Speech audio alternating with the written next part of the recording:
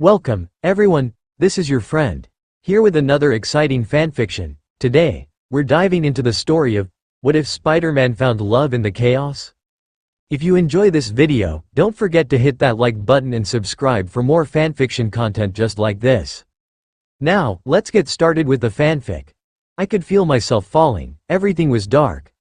I felt frozen, unable to move. The wind was blowing through my hair. Lights began to fill my vision. Buildings appearing around me. Cars below. The street was getting closer and closer every second. I shut my eyes tight, bracing for the impact. Any second I was going to hit in. But that was when everything stopped moving. I was no longer in free fall. I felt an arm wrapping around my waist. The motion nearly made me sick as we whipped through the air, but we landed on the ground safely. Though my legs were shaky, I looked to my savior. I'd never forget his appearance. Those broad shoulders, that sleek red and blue costume. "Whoa, hey, are you alright?" he asked me, patting me on the back. The words were choked in my throat. I didn't really know what to say, other than, "Thank you, Spider-Man." No, that sounds so cheesy. I quickly held down the backspace key, erasing everything I had typed out so far. Running my free hand through my hair with a heavy sigh. Why is it so hard to come up with an opening? I practically jumped out of my seat as a dark-skinned hand slammed down in front of me. Right in the space between myself and the laptop. "Are you still writing those weird stories?" My cheeks were already heating up, as I quickly slammed shut my small computer. "No," I barked up at him. Thin in build, dark-skinned with short black hair trimmed on the sides. "This is my friend, Miles Morales. I was just working on a side project. I am a very good liar, as you can tell." "Right," he rolled his eyes, stuffing his hands into the front pocket of his sweater. "Well, the library is closing, we gotta get going." "Oh, really?" I blinked in surprise, checking my phone. "Crap, already 8? How did so much time slip by without me noticing?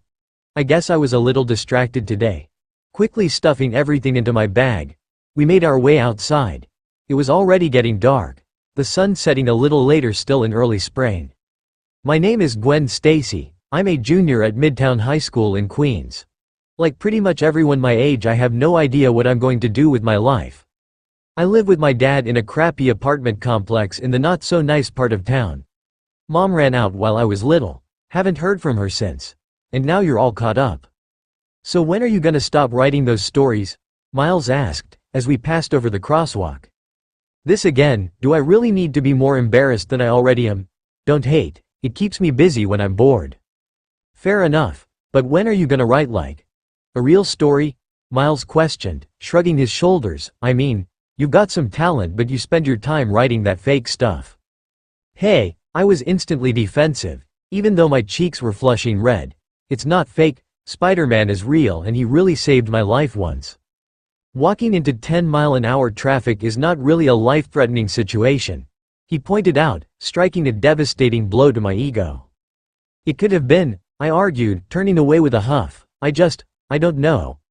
All these heroes and stuff are so cool. I wish I had some crazy superpowers so I could help people too."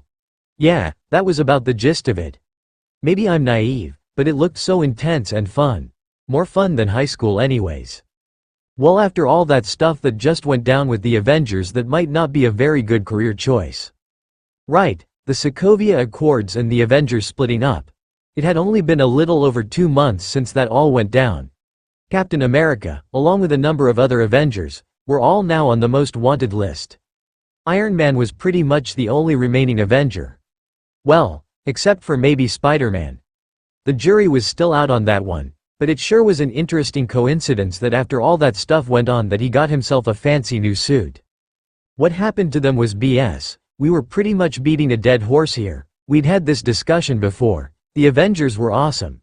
Who cares if some stuff gets blown up, when the world is in peril? Probably the people that are getting their stuff blown up. Damn, outsmarted once again. I mean, yeah, maybe. "So are you gonna be at the park tomorrow night?" A quick follow-up. Rather than letting any silence settle between us. "I guess we're supposed to be able to see that meteor pass over from there." Ah yes, the space rock everyone was so excited about. Popping up in the news when NASA picked it up a few days ago. Gonna fly right over the city, before supposedly crashing somewhere in the Atlantic Ocean. Yeah sure, I've got nothing else going on. So it's a date then? The hope in his voice almost made me feel bad. Nice try Miles, waving him off as we passed by my complex, but I won't fall for that this time. He laughed it off, joking as per usual.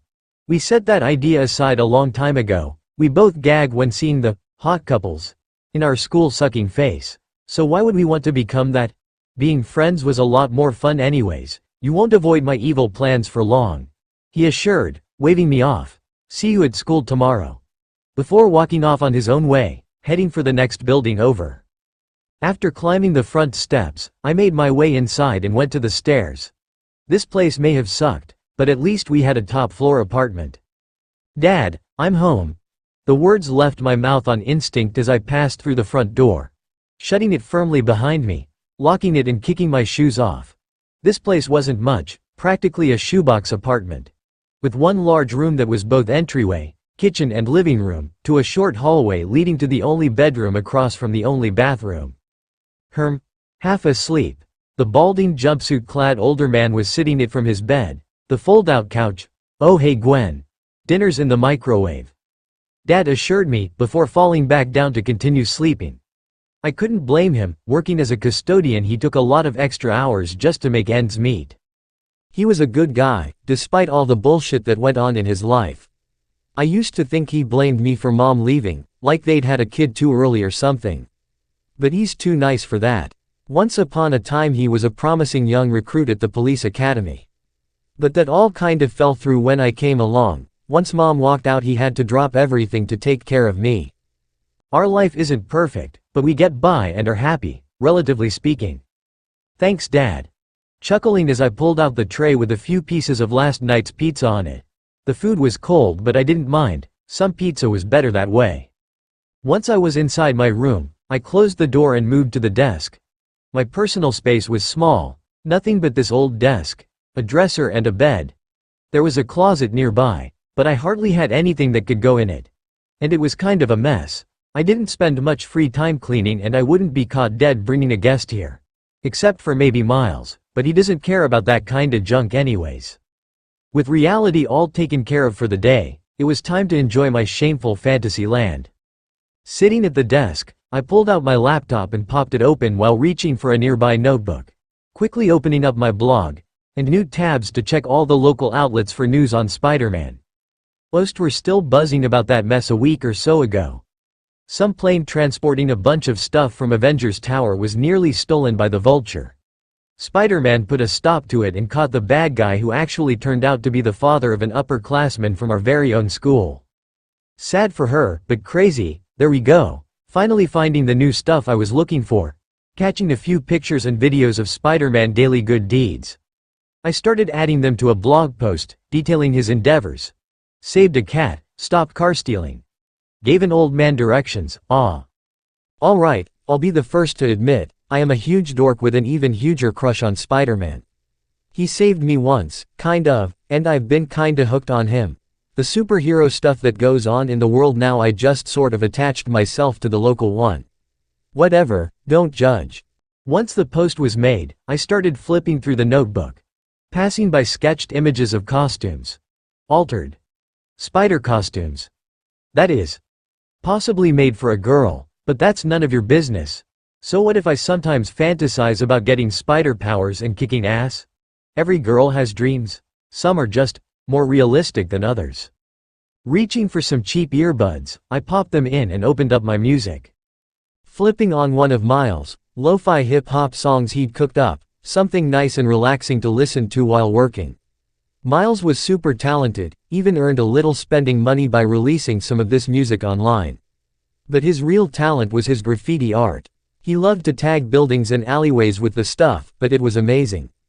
And his dad was a police officer, so that kept him out of any real trouble. He still ended up grounded a lot for it though. Once the beats were going, I took a deep breath and relaxed. Putting pencil to paper, maybe a cape on this one? Muttering idly as I began working on the outline. No. Capes are stupid. How about a hood? Yeah, that definitely sounded better. And while I definitely loved Spider-Man costume, I doubt I'd look so good in bright red and blue. I'd spend the rest of the night scribbling away, waiting for comments on my blog post. Though I hardly ever got more than a handful of views, at least one of those was from Miles. He did a great job putting up with my obsession. I'd have to repay him for that someday. Either way, tomorrow was Friday, so I still needed to make it through one more boring school day. Maybe I could get a glimpse of Spider-Man from the park. Maybe he'd show up to watch the meteor pass over too. Maybe I'd meet him there and we could watch it together. Well, great, now I'm too excited. Good job, Gwen, so much for getting a good night's sleep. School went by slower than usual the next day. That always seemed to be the case when you were waiting for a big event. But once things were all finished up, I made my way home to finish the homework we'd been assigned for the weekend. Also to get cleaned up and changed. Putting on something a little more casual. Maybe something I wouldn't mind the Spider-Man seeing me in. Relax, I don't mean like that. I just put on a nicer black shirt, my clean white jacket and some better kept jeans. People's always wondered why I wasn't dressing like the other cute girls at our school. Because believe it or not, I'm actually quite a looker. Ironically, my lack of a personality tends to drive most boys away. Either that, or Miles. He was a little protective, and I wasn't very social with anyone but him. Together we formed an unstoppable barrier that no horny jock could penetrate with his "won't take no for an answer" attitude. Gonna be out late, see you in the morning. After sending a quick text to my dad, I was out the door. By the time I finished everything, it was already getting dark. Which was good, I suppose. Doubt anyone would be able to see the stupid rock if it was still too bright out. Overall, I wasn't that interested in seeing the meteor. But I didn't go out much like this, so it was probably healthy for social interaction or something. Miles was already waiting for me, clad in his green jacket and jeans, about time, ready to go. He was also carrying his backpack, for unknown reasons. Of course, together we began making our way towards the park. It was only a couple blocks away from my complex. Know anyone else that's going? I think Michael said he would. Miles shrugged as we went, both of us stuffing our hands in our pockets. That means his brothers will probably be there. I'm sure there will be plenty of other people from our school there. So much for a quiet evening, right? I didn't have a problem with anyone being there. I was mostly just joking around. No such luck, I guess.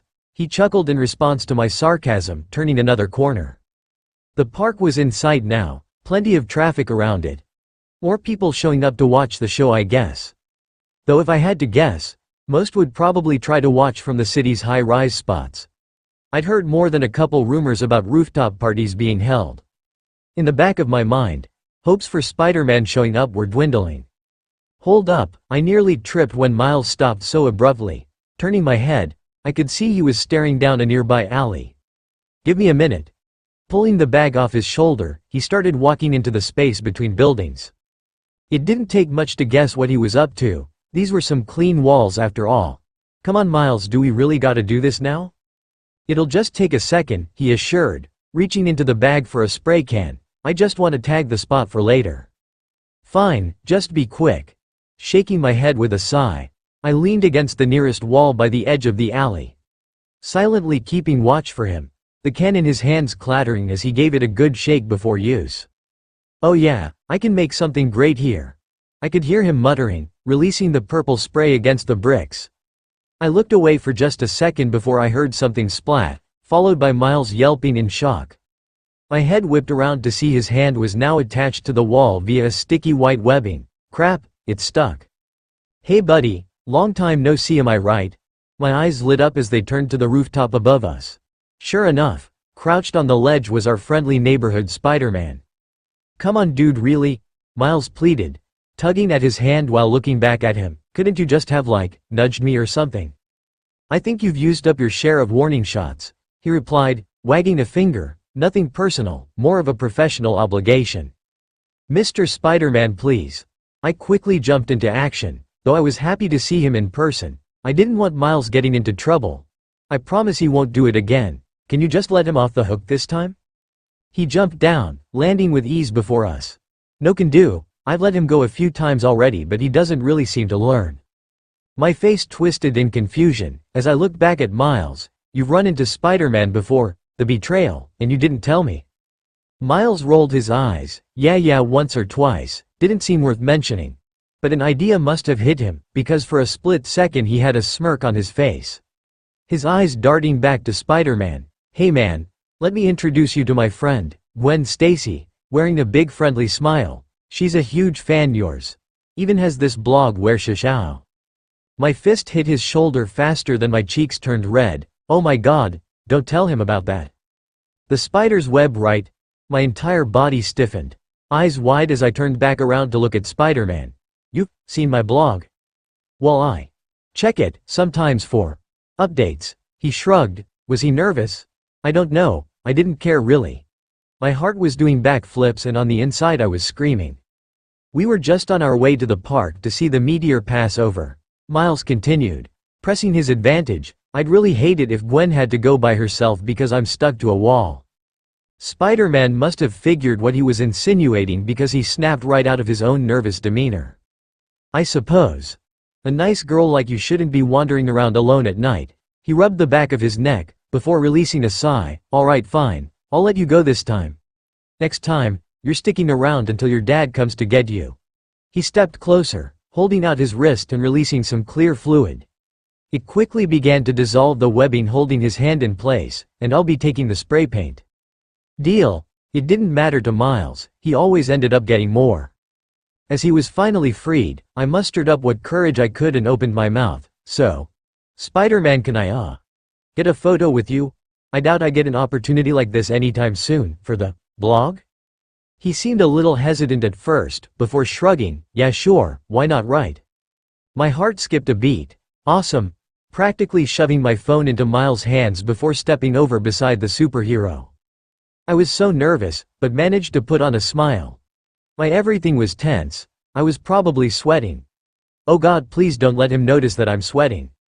Gwen, you gotta relax, Miles chuckled as he held up the phone. Why don't you put an arm around her, spider dude?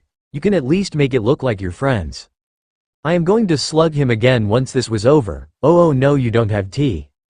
It's no big deal. Spider-Man arm was around my shoulders before I could react. I appreciate all your support. He added, giving a thumbs up to the camera with his free hand. Those words made my face absolutely light up, and I couldn't resist wrapping my arms around his torso. While Miles had a big stupid grin on his face. Perfect. Snapping the picture with a flash. Alright, I've gotta get going, the masked hero stated after breaking away from me, sounding a little flustered himself. You two have a nice night. With a strand of webbing firing off towards the building top, he swung away into the night. As he disappeared over the buildings across the street, I snatched my phone back from Miles. My eyes glued to the screen as I examined the photo. Oh, Miles, you glorious idiot, thank you. I threw my arms around him as well, hugging him tight as he laughed. Yeah, no problem Gwen, he assured, chuckling and patting my back. Now come on, we've got a show to watch. After letting him go and getting out of that dark alley, we continued on our way to the park, passing by a number of other people along the way. More had gathered, some with blankets to sit and watch. You'd think they were getting ready for fireworks or something. Miles and I found a spot beneath one of the trees. The leaves hadn't all grown back yet so well, and now we just had to wait for it. I, however, was more preoccupied with my newest prize. Still staring at that picture? Miles questioned, leaning against the tree. Don't judge, I huffed defensively in response, tucking my phone back into my pocket. I was just setting it as my wallpaper. Liar. Well, thanks for getting me off that wall, he added with a chuckle. Not like you gave me much choice, rolling my eyes as I looked at him, you kinda volunteered me. Well, it all worked out in the end, right? Miles shrugged casually. Yeah, I guess. Hey, up there, somebody else's voice called out from a nearby crowd. I think I see something. The two of us stepped out from under the tree. Eyes up to the sky, spotting the large fiery object. It must have already passed through the atmosphere because it was lit up with heat. Racing across the sky. I had to admit it looked pretty cool. It would probably end up in a museum or something after they fished it out of the ocean in the coming days. Wait, Miles said suddenly, eyes squinting a bit, there's a second one? Huh? That wasn't right. Following his pointing finger, though, I couldn't deny that there was a second ball of light in the sky. Strangely enough, it appeared to be going faster than the first meteor, which didn't make much sense. Before I had a chance to say anything, the sky lit up. A brief flash before the first meteor exploded over the city. People gasped and cried out, while flaming chunks of rock started to rain down. Almost immediately, people began to scatter and run for cover, fearing the falling rocks could hurt them. Likewise, Miles pulled me back under the tree. "We need some better cover." "Are there any subway entrances nearby?" I asked, eyes still glued to the skies above. The second meteor had disappeared, maybe having passed over already amidst the chaos. Not that I know of. While most of the rocks seemed to be breaking up, one larger chunk of space stone was getting closer and closer to the park. My eyes widened. "Hang on." The impact shook the entire area. Lampposts outside of the park were shaking. Car alarms started going off. Miles and I were thrown to the ground. I think I banged my head on a particularly thick tree root. I was in a bit of a daze. Everything was kinda foggy too. Not in my mind, literally. Sitting up I couldn't see very well, like there was steam in the air. You okay, Miles?" I asked, using the tree trunk for support and pulling myself up. I heard him groaning as well a few feet away. "Yeah, I'm good." Offering a hand, I pulled him up. "Where did all this fog come from?" There was a faint sizzling sound coming from nearby. I'm guessing that meteor just fried a bunch of water in the ground. A reasonable deduction, I think. It had been raining a lot recently. "We should get out of here," Miles said after brushing some dirt off of himself. I could already hear sirens, first responders coming to make sure everyone was okay. "Hang on, I want to get a picture of the meteor." "Are you nuts?" Miles scoffed at my idea. "It could be dangerous." "Then I'll go by myself." I waved him off. "It'll be a great pic for the blog. And I bet Spider-Man is checking it out too." I pressed onward into the fog, heading towards where I thought I'd seen it crash. "Wait, Gwen." But I didn't stop, and looking back I couldn't see Miles at all, so I'm sure he'd already lost me in this thick fog. In these conditions, it was impossible to see where the edge of the crater began. As such, I took one misstep and tumbled down inside of it. I spread my arms out to stop myself, fearing the likely still molten rock in the center. "Great," I grumbled, looking down at my now mud-covered jacket. "So much for keeping this clean." Rolling over, I looked ahead and saw the shattered stone that caused this mess. The meteor fragment wasn't really that big, and looked like it had shattered into more pieces on impact. Some of the ground was still sizzling, adding to the fog. I could feel the heat from where I was, and quickly brought out my phone. "Alright, just a quick picture." Leaning forward, I placed one hand in the dirt to start pushing myself up. Before I felt something wet and gooey between my fingers. "What the?" Quirking an eyebrow confused, I looked down at the substance. "Ew. What is this? Oil?" Bringing my hand back up, it was totally coated in this sticky substance. A small puddle of it remained in front of me. "Gross." "Wait, did it just move?" My eyes widened, and I was going to scream before it leapt up from the ground. The black substance splashed against my face, instantly covering my mouth and muffling my cries. My mind racing, I tried to pull it off, fearing it was going to suffocate me or worse. I was struggling, freaking out and thrashing about on the ground, but no matter what I did my hands couldn't pull it away. In fact, any of that got on my hands seemed to be sinking into my skin. I could feel it forcing its way down my throat. It tasted disgusting, and I was running out of air fast. Things were getting blurry. I was getting weak. Was I going to die? Killed by some gross space sludge? I had tears running down my cheeks as everything went black. When I woke up again, I was laying in my bed. I sat up quickly, remembering immediately what had happened. Hands touching my face all over, feeling for any type of deformity or just making sure I was actually alive. After a quick pinch, followed by some pain, I knew I wasn't dreaming. And after checking the date on my phone, I knew it was the day after. In fact, it was already past noon. What the hell happened? I wondered before I felt a terrible nausea wash over me. Without waiting for it to come up, I ran to the bathroom. Slamming the door shut behind me, my face was in the toilet in seconds as I began to vomit. I broke out in a cold sweat, felt sick to my stomach, and had a throbbing headache. And I threw up so much chunks of food that I don't remember eating. Something was wrong with me. "Ah!" I screamed as my phone went off, the noise reverberating in the bathroom only adding to my headache. I answered without even checking who it was. "What?" Barking at the person on the other end. Sheesh, sorry, Miles' voice answered, taken off guard by my outburst. Is this a bad time? I just wanted to check up on you.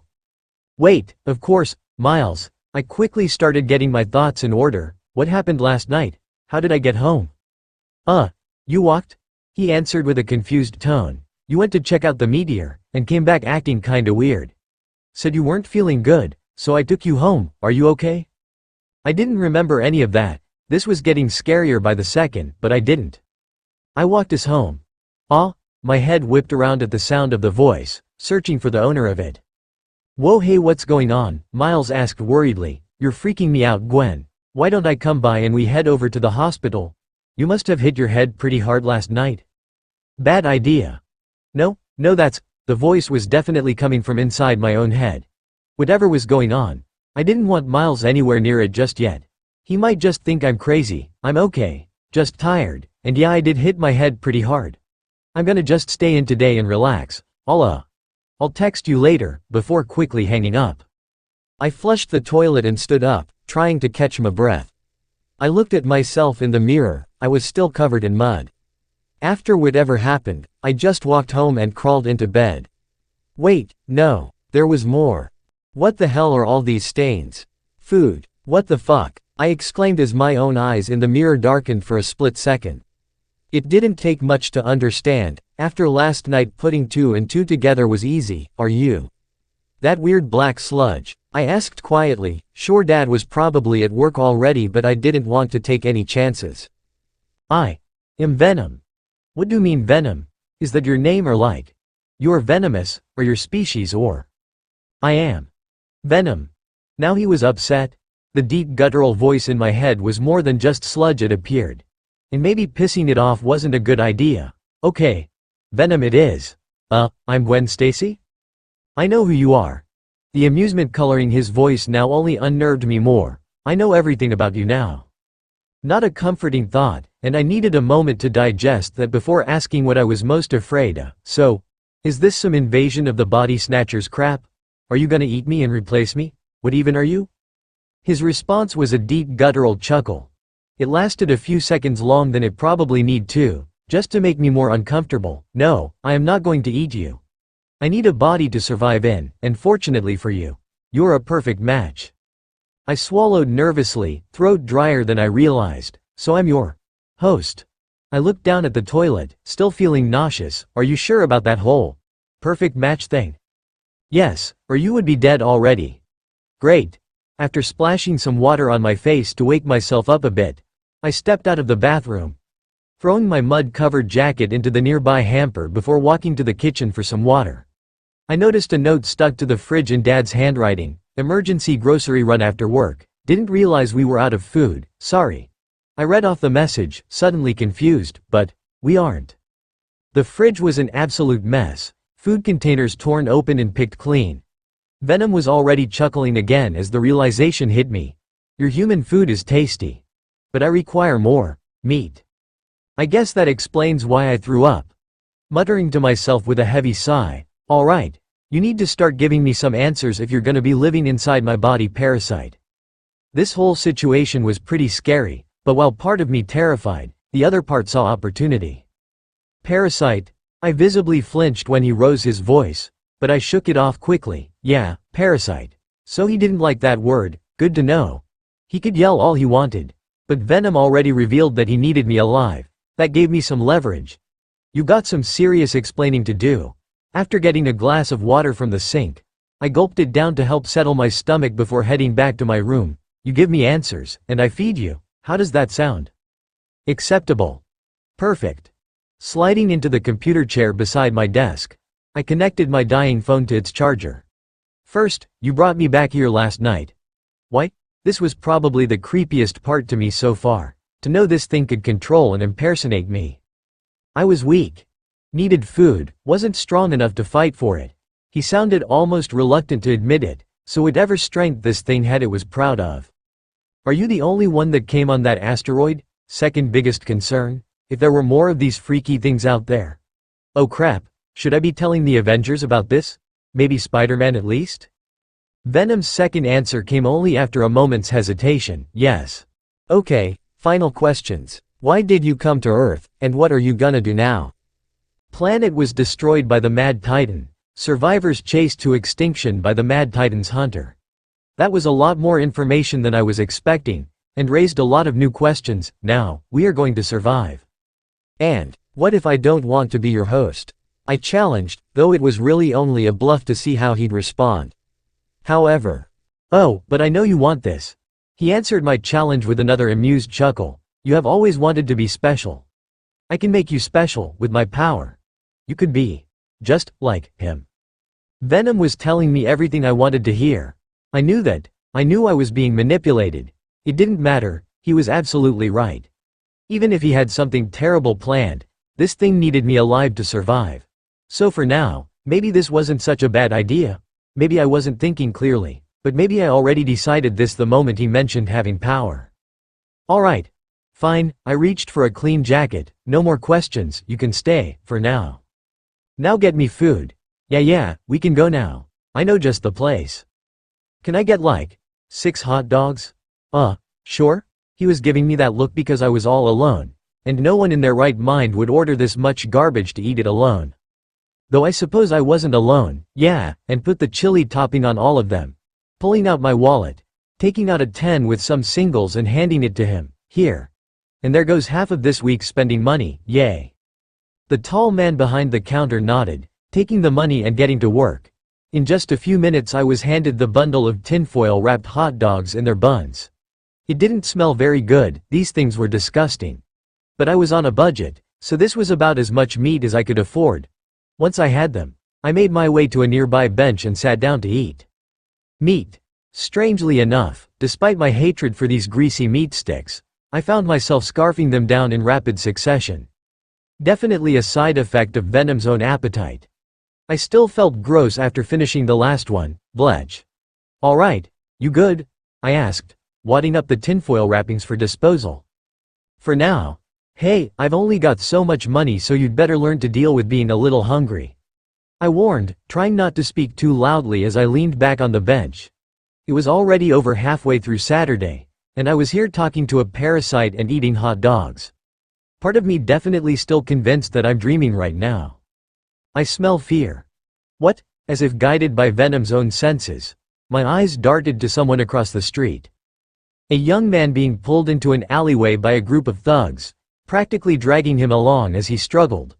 A hand over his mouth kept the man silent. Oh crap. My head spun around, looking for any sign of Spider-Man. Before I jumped to my feet, alright Venom. Let's give those powers you were talking about a try. This could be my moment, right? My big superhero breakthrough. The moment the light turned red, I raced across the street, pulling up my hood as I tried and hide my appearance. The moment we entered the alleyway, however, Venom took charge. I felt my body shifting, bulking up slightly as a black substance coated my body. Hey, what are you doing? Showing you. Venom answered, just what we can do. What the fuck? The thugs all had eyes on us now, letting go of their catch and letting him scurry away screaming about a monster. Honestly, I couldn't blame him. We now stood at least a foot taller than I normally am, with oil black skin and sickly weight veins running throughout. We retained a feminine form, which was weird considering his voice. But maybe it was because the host, am a girl. Alright fine, beat them up but don't kill anyone. My arm shot forward without warning, grabbing the first man by his neck and slamming him hard into the nearest wall. The second charged with a tire iron in hand, banging it against my face. I felt nothing but a dull thud, like I was invincible inside this thing. I don't know if I really had any control, but I felt like I was actually putting my own weight into the backhand that sent him flying. When he hit the ground he wasn't moving. Maybe we overdid it? I didn't think he was dead, but... Fuck this. The last thug drew my attention back to him, 2 down and 1 to go. The final thug was backing away and pulled a gun from his coat pocket. Street, stay back. Gunshots rang out. I felt them prodding against my torso but none made it through. Any fears I had of the weapon disappeared as Venom grabbed the man and dragged him in closer. Still, he struggled and glared daggers at us. Something was wrong here, but I couldn't quite put my finger on it. NGH. Let me go. Fucking freak. I'm not scared of you. You should be. Venom's warped mixture of our voices, opening a massive mouth on a new head that had completely consumed my own. Nothing felt out of place though, but I was hungry. The man retaliated, slamming his head into Venom's jaw, trying to knock himself free. It didn't succeed, but Venom was amused. We chuckled about it together. The way he struggled, "I eat little shits like you for breakfast." The massive maw practically unhinged. I felt it closing around his head. A disgusting crunch following before the head was taken somewhere deep inside of him, I don't know. Either way, it snapped me right out of whatever weird frenzy I was in. "Venom, what the fuck was that?" I said. "No killing." I felt like I was going to be sick. I just ate another human. Processing that was making me start to panic. "You didn't try to stop me." A well-deserved gut punch, after getting lost in the moment and trusting this parasite. "Hey," our head turned, dread setting in as I spotted that familiar costume. No doubt drawn by the gunshots and shouting, Spider-Man had arrived on the scene. His demeanor shifted completely upon seeing the dead body on the ground. "What the hell? More meat?" Venom growled, running that disgustingly long tongue over his teeth. "No, absolutely not. You are not eating Spider-Man." I was panicking big time, using every bit of my own willpower to try and take back control. "We're leaving now." "Grr. Fine." We whipped around suddenly, an arm slinging out as a black tendril attached to a lamp post outside the alleyway. In a similar fashion to the web slinger, we were flying through the air and putting distance between us. My stomach lurched from the sensation, but it quickly went away. I was more fearful of hitting the ground, or my idol chasing us down. But physically, I could feel myself adjusting to the high speeds quickly. We landed on a rooftop, running across it before leaping to the next. I felt so fast, so strong. I couldn't do anything like this before. I felt powerful, but also disgusted after what just happened. "Hey, damn it." He was chasing us, and from the sounds of things, gaining on us. "Stop right there, Hearn." Venom snarled as webbing struck our back. Spider-Man landed at the opposite side of the roof, where we had been seconds prior. Pulling with his incredible strength, he actually managed to pull us back. "I don't know who or what you are, but I'm gonna web you up and call Mr. Stark." I could hear him muttering to himself, as he fired off more and more webbing. "Hurrah!" "No!" Venom roared out, breaking through whatever webbing covered our body, lashing out at him with one of those black tendrils. "Stop it, don't hurt him." This was getting way too out of hand. I regret not telling this big gooey bastard to stuff it the moment I met him. But Spider-Man dodged the attack with ease. Another web hit us in the chest. He used it as an anchor, pulling himself in close before Venom could react. Kicking us hard in the chest, I actually felt the wind get knocked out of me by that one. Of course, Spider-Man was super strong. There's no way this monster could beat him. Once Spider-Man finished kicking our ass, we'd get to meet Mr. Stark and he could help me get rid of this thing. Spider-Man followed up quickly as well, latching onto us with 2 strands of webbing before swinging around. Using our own body as the anchor, he circled over and over, binding us in the webbing, effectively capturing me and this damn monster, despite Venom's flailing. Before landing in front of Venom's kneeling form. "Alright, now you sit tight while I—" An explosion in the distance interrupted him. I looked towards it as well. From here, it had to be coming from the park. A big plume of flames and smoke rising. "That's where your meteor hit. What's going on, Venom?" I demanded, unable to trust this thing anymore. For all I know, everything he'd said up until this point was a lie and there was an army of parasites. But he wouldn't answer. "Alright, you stay right here," Spider-Man ordered, adding another quick blast of web for good measure. "I'll be back for you after I check that out," before he swung away, heading for the park. The moment he was gone, Venom stood up. Spikes and blades made out of our oily flesh tore through the webbing. Hey. Stop that." The moment we were clear, Venom began to give up control, sinking back into my body, while I still tried brushing away what webbing I could. I wanted to yell at him, but my head was still spinning with various thoughts. The big explosion, getting attacked by Spider-Man, biting that guy's head off. Yeah, definitely still processing that last one. Just remembering the crunch it made, caused my stomach to lurch. Making my way to the fire escape, I began to climb down to the streets below. I felt like something was wrong with, and I didn't just mean the parasite. Certain thoughts in my head felt warped. I knew I was supposed to be angry or disgusted by what had happened. But as I walked back towards my home, a news helicopter flying overhead towards the smoke rising from the park, I found those feelings subsiding for something too close to acceptance. "What are you doing to me?" The phone was ringing loud enough to hear before I even opened the door. Nobody ever called the landline, this must have been an emergency. I was starting to get nervous after what just happened. So I quickly answered it, not bothering to kick off my shoes. "Hello? Gwen?" Miles' voice sounded. "Thank God you're okay, why haven't you been answering your phone?" I felt nothing in my jacket pocket when I reached for the device. Crap, must have forgot it here while I was out, sorry. While internally I was freaking out. To top off this wonderful day I'd gone and lost my phone too. "What's up?" "Turn on your TV, something big is going down at the park." "What?" Without waiting for his response, I quickly fished the remote out from between two cushions and flipped on the news. My eyes widened as I saw the live action of Spider-Man fighting some alien monster.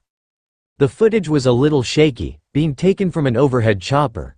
But the humanoid he fought stood somewhere between 7 and 8 feet tall, wearing sturdy black armor covering his rough pale gray skin from head to toe. He wielded a blade coated in flames, slashing through Spider-Man webs with ease.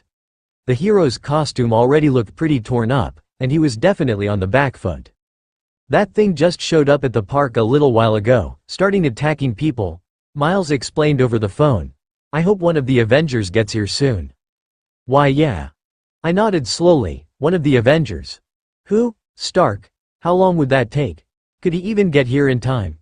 It had only been 15 minutes since Spider-Man took off to check on the scene, and he already looked like he was in rough shape. "I'll call you back," before hanging up, staring at the TV. "Venom, what is that thing?" "The Hunter," he answered reluctantly, voice grumbling with barely restrained anger. "This thing came here for you then? This felt like fate, some twisted kind of fate." "Yes, I thought he might think me dead after he blew up my ride, but he must still detect my presence.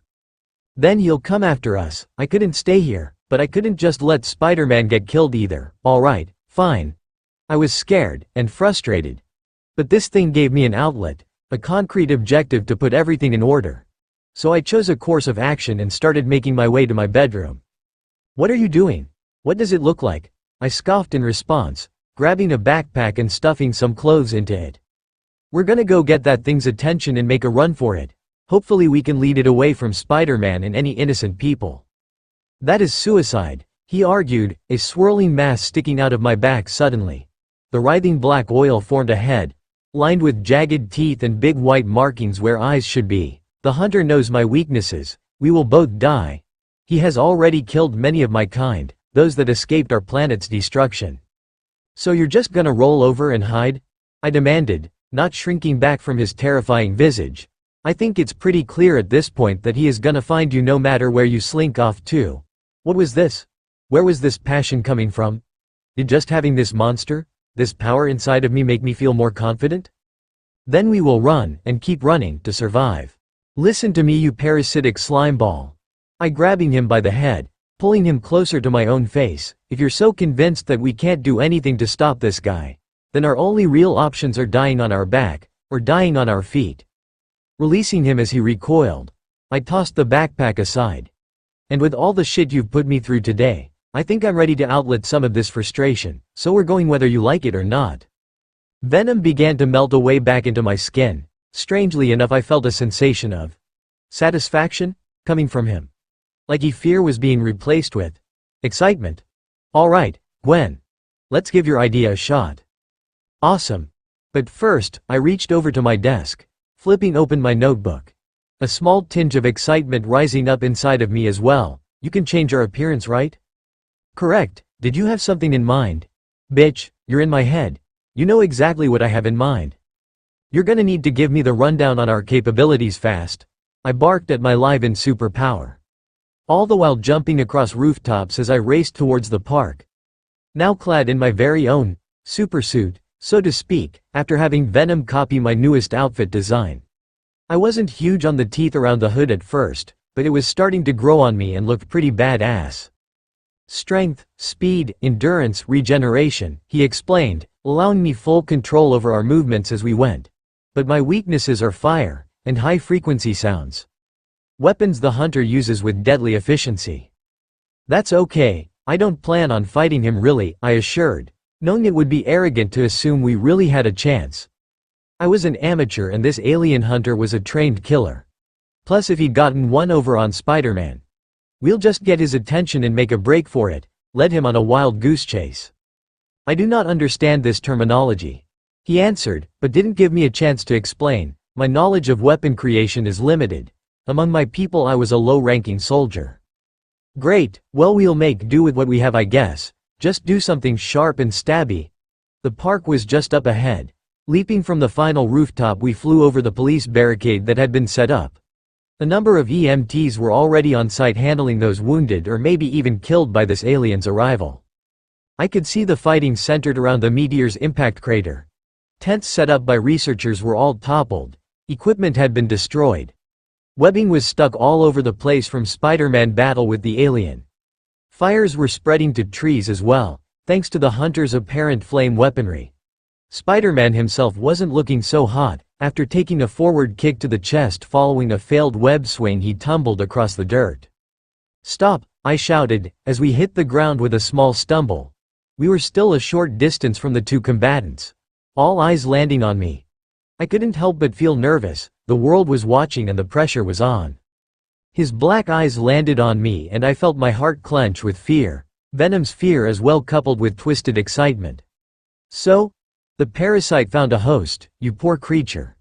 His voice was rough, but he spoke with a genuine tone. As if he really did pity me. The front of his armor had a black cross running down the chest, outlined with gold trim. You're here for this thing aren't you? I asked, swallowing dryly. Well then let's keep this between us, leave him and these people alone. I was given my orders, exterminate the symbiotes and any who stand in my way. He said calmly, pointing his flaming sword directly at me. Your people should feel grateful to die for such a noble cause. Noble cause? Just who the hell do you think you are? I demanded, officially writing this guy off as a nutjob. I am Umbra Cross, child of Thanos. That title sounded scary, and this guy was a lot more eloquent than I expected my first evil villain to be. He looked at me expectantly, as if I was supposed to give my name now. Yeah right. In front of all these people? Peeved, fat chance? I don't care what your name is, I'm just here to kick your ass. Well that was probably the most badass movie line I could come up with. But he didn't look very intimidated, crap. Wait don't. I heard Spider-Man called out, looking past the alien to me as he sat up clenching his side, he's dangerous. Upon your death, I may finally return to my lord's presence, Cross chuckled, taking slow heavy steps towards me.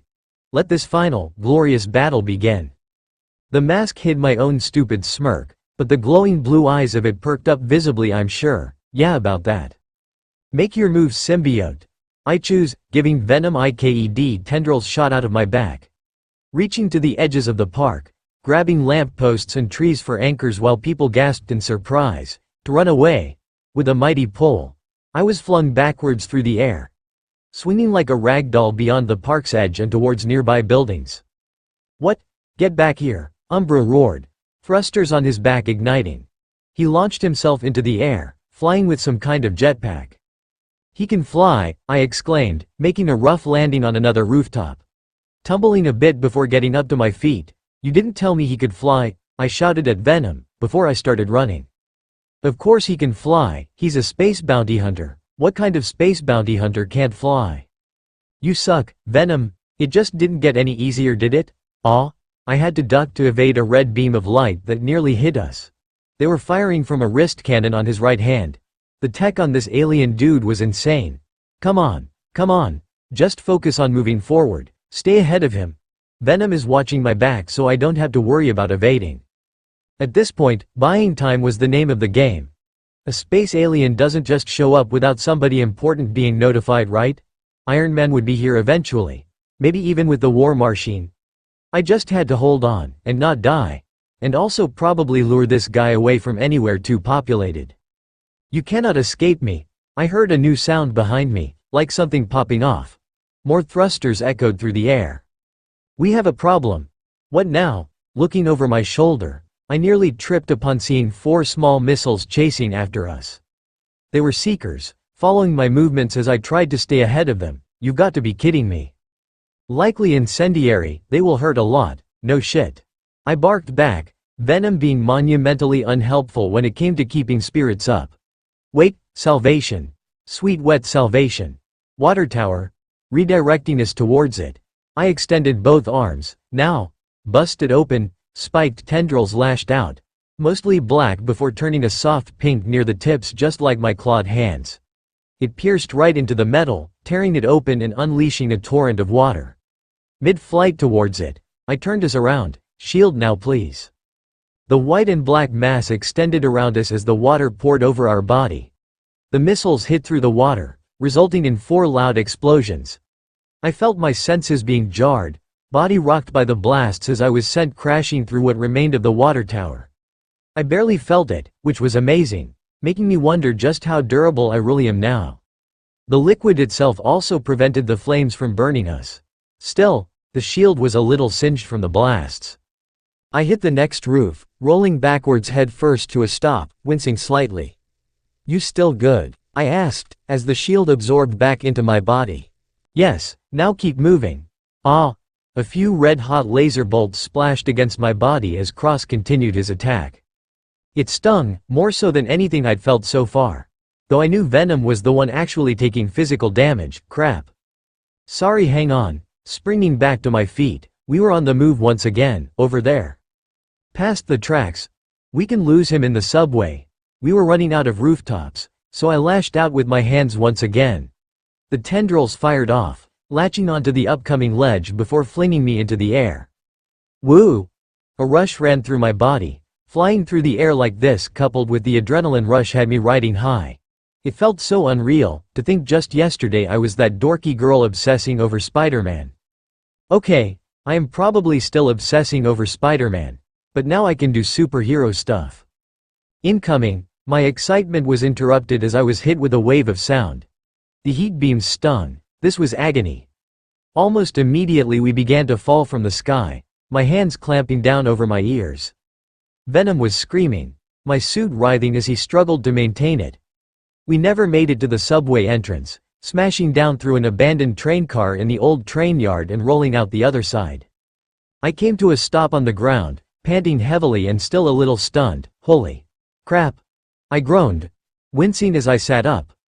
Watching as Venom struggled to stabilize the suit and fully reform. You weren't kidding. That sucked. Enough running, Umbra sneered from above, your game's end here, parasite. Kinda wondering why you didn't just open with that sonic thing. I muttered, yelping as he fired more lasers at me. Venom used spiked tendrils to drag me out of the way, before I sprung to my feet. You know we could end this without killing each other. Stalling and running my mouth were basically the same thing at this point. If Venom is the last parasite, you could go back to Papa Kratos or whoever it was that sent you and just say you got it done. I am a child of Thanos, and would not dare insult him with such despicable deception. He lunged for me, crossing the distance in seconds with a boost from his thrusters. His flaming blade was at the ready, swinging in an arc to cleave me in half right down the middle. Out of reaction, I cartwheeled out of the way, putting my enhanced body to use. My senses more acute and reaction times much better. But Venom made his own move independently, the moment my feet touched down. 2 of those bladed tendrils shot out rapidly, catching him off guard at such a close range. His blade managed to catch one, slashing it clean off while the second one cut through his armor and grazed his ribs, making the alien man hiss in pain. Before he grabbed that tendril and yanked us forward. I barely even had time to yelp in surprise before his knee hit me in the jaw. My head snapped back, bell rung by that blow. He let me fall back to the ground before planting his foot on my chest. That is the only blood you will draw today. Aiming his sonic cannon directly at my face. Before a familiar red and blue blur flew by, broadsiding the alien with a double kick, sending him flying and crashing into a nearby train car. Spider-Man landed before me, panting heavily and looking pretty rough as it was. You okay? I was a bit stunned to see him still kicking. Why yeah, I'm alright. Okay Gwen, keep it together. You can swoon later, focus on the alien death monster for now. You look like crap though. What me? Nah, I'm good. He waved me off, keeping on a brave face. I guess he really just didn't know when to quit. Cross was already recovering, his armor slightly damaged. He growled lowly and clenched his hand tightly around the flame blade. It does not matter how many insects there are, you are still just insects. Well, Spider-Man shrugged, technically, I'm an arachnid. I smirked at that, and I'm a parasite. No, you're both dead. His arm shot up, firing off the sonic cannon once more, blasting us both, but while the effect on Spider-Man was minimal, I was on my knees, crying out in pain as Venom screamed along with me, form writhing in agony. Stop that! Spider-Man fired off his webbing. It hit the Mont's wrist cannon before the young hero pulled him forward. Cross was yanked right off his feet by Spider-Man's super strength. In that brief moment, however, Cross slashed through the webbing and rode the momentum, slamming his armored fist into Spider-Man's face and sending him flying back before turning full attention to me. I brought up my arms in a futile attempt to protect myself while Venom recovered, but he grabbed me by the neck while I was still weak, lifting me right off the ground, and drove the blade deep into my chest. I felt that white-hot pain inside of me. I opened my mouth to scream, but no sound left my lips. No! I heard Spider-Man cry out. The blade was pulled back out, and he threw me into the dirt before him. My blood was pouring out onto the ground beneath me, breathing was impossible. He raised the blade once more, aiming to take my head no doubt. But Spider-Man intervened once more, webbing him up and swinging him around, this time grabbing him by the wrists. He pulled Cross off his feet once again, before spinning around and smashing him into another empty train car. Once it was clear, he was at my side. Hang on. Everything is gonna be okay, I'm gonna save you. HMPH, we don't need him. Venom grumbled lowly, as the hole in my chest began to close, the black mass around it writhing before shifting back to the colors of my costume. The moment it was all sealed up, I gasped for breath, panting heavily as I sat up. Whoa. Hands running all over my torso to make sure everything was in time. That was no doubt the worst pain I'd ever felt in my life, but Venom just put it all back together. You're okay? Spider-Man asked, looking at me and sounding confused. I nodded in response, yeah. Hey, Spider-Man, rising to my feet, you got any plans? Because I'm fresh out. And I was getting tired, feeling hungry. Was this combat burning through Venom's energy? Yeah. No, not really. He shook his head, focusing on the alien. Could try running again. For years I have hunted your kind. Umbra Cross growled lowly as he marched upon them once more. There is nowhere you can run where I will not find you. Nowhere you will be safe from me. Submit your life now, and end this needless struggle, he commanded, raising his flaming blade. Sorry, but needlessly struggling is kinda what we do. Both mine and Spider-Man heads whipped around as his voice sounded beneath my mask. My face lit up at the sight of that crimson and gold armor, especially when it comes to hostile alien invaders. His hand cannons already aimed at Cross. Umbra narrowed his eyes, another challenger. His eyes analyzing him, gauging the danger of fighting such an individual. Something like that, Iron Man answered, a few rocket launchers popping up out of his shoulder plates. Now why don't you hop back into your spaceship and run home while you still can, only warning. His stern expression faltered ever so slightly. Very well. Surprisingly, he lowered his weapons, at least in judgment, I may have a chance at redemption. What the hell was that supposed to mean? Nothing good probably. I was worried he might have another weapon up his sleeve, as he ran his fingers over a device on his wrist. Suddenly, a shadow appeared above him. High above us was an arrowhead-shaped spacecraft. It didn't look very big, only enough space for maybe 1 or 2 people. Be warned, parasite. I will be back, before a bright light shined down, lifting him up into the air before he disappeared inside of the craft. Without warning, it blasted off heading back up into space. I slumped back down onto my butt. Is it really over? Holy crap. Releasing a sigh of relief, I felt like I could finally take a breather. But Cross just leaving like that felt wrong. Was he really that scared of Iron Man? Or was he planning something? Yeah, not really. Iron Man said as he landed in front of the two of us. Pete, Spider-Man, got a private ride ready to take you to a hospital. Get you all cleaned up. He explained, as for you. I shrunk under that cold metallic gaze. You're coming with me. Out of the water and into the frying pan was it? What for? I asked nervously. Just a few questions, maybe more than a few, he stated. I do not like this. I agreed, and, if I don't want to go? Not really asking. Crap, well. Better with you than with the alien, I guess? I sighed and pushed myself up. Yeah, starting a fight with the Iron Man sounded like a good way to end my career before it started. See, can I come too? Mr. Stark? Spider-Man asked. It's just that. Ya know I found this one and also I thought I should. I'll fill you in after we're finished, Iron Man replied quickly, promise. For now those injuries need to be looked at. He released a sigh of defeat, yes sir. As I was led to the nearby Quinjet, I felt both excited and fearful of what was to come. I'd have to explain things, and whatever Tony Stark decided was likely going to determine whether or not I got to go back to being Gwen Stacy, the high school girl. The adrenaline rush was gone, the high of a near-death experience had passed. Now I was quietly sitting in the Quinjet as we flew upstate heading for the Avengers headquarters. I was still kind of processing what happened, the whole encounter with the alien hunter. But I was also afraid of what might be coming. I was afraid that maybe they'd see Venom as a parasite too and just try to get rid of him. I couldn't honestly say I liked the guy, but I liked being a superhero. So, not gonna. I looked up to see Stark sitting across from me. He'd taken off his armor and was now in some casual suit that probably cost thousands of dollars. Motioning to his face, remove the mask? Oh this? My hand touched my still covered face. I'd honestly forgotten it was still on. This suit felt like a second skin. Try not to freak out. I added quickly, alright, get some rest I guess, Venom. I want food, he grumbled in response, before he began to melt away back into my skin. Stark's expression shifted to one of surprise, as my real appearance was revealed. Losing a few inches in height and a lot of muscle mass made me look far less impressive. That's not what I was expecting, he said finally, taking a seat across from me. He didn't say it, but I knew he meant that he wasn't expecting a kid. So is that like your power? Some bio-organic battlesuit? Nanites? None of the above, I'm afraid. I answered nervously, my name's Gwen Stacy, by the way. I added, being polite would probably make this go a little smoother. Right. So, Gwen, he leaned forward with his elbows on his knees.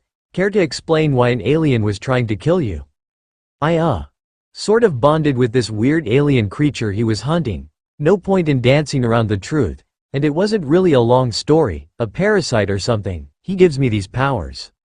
Is this parasite sentient? Tony asked, quirking an eyebrow.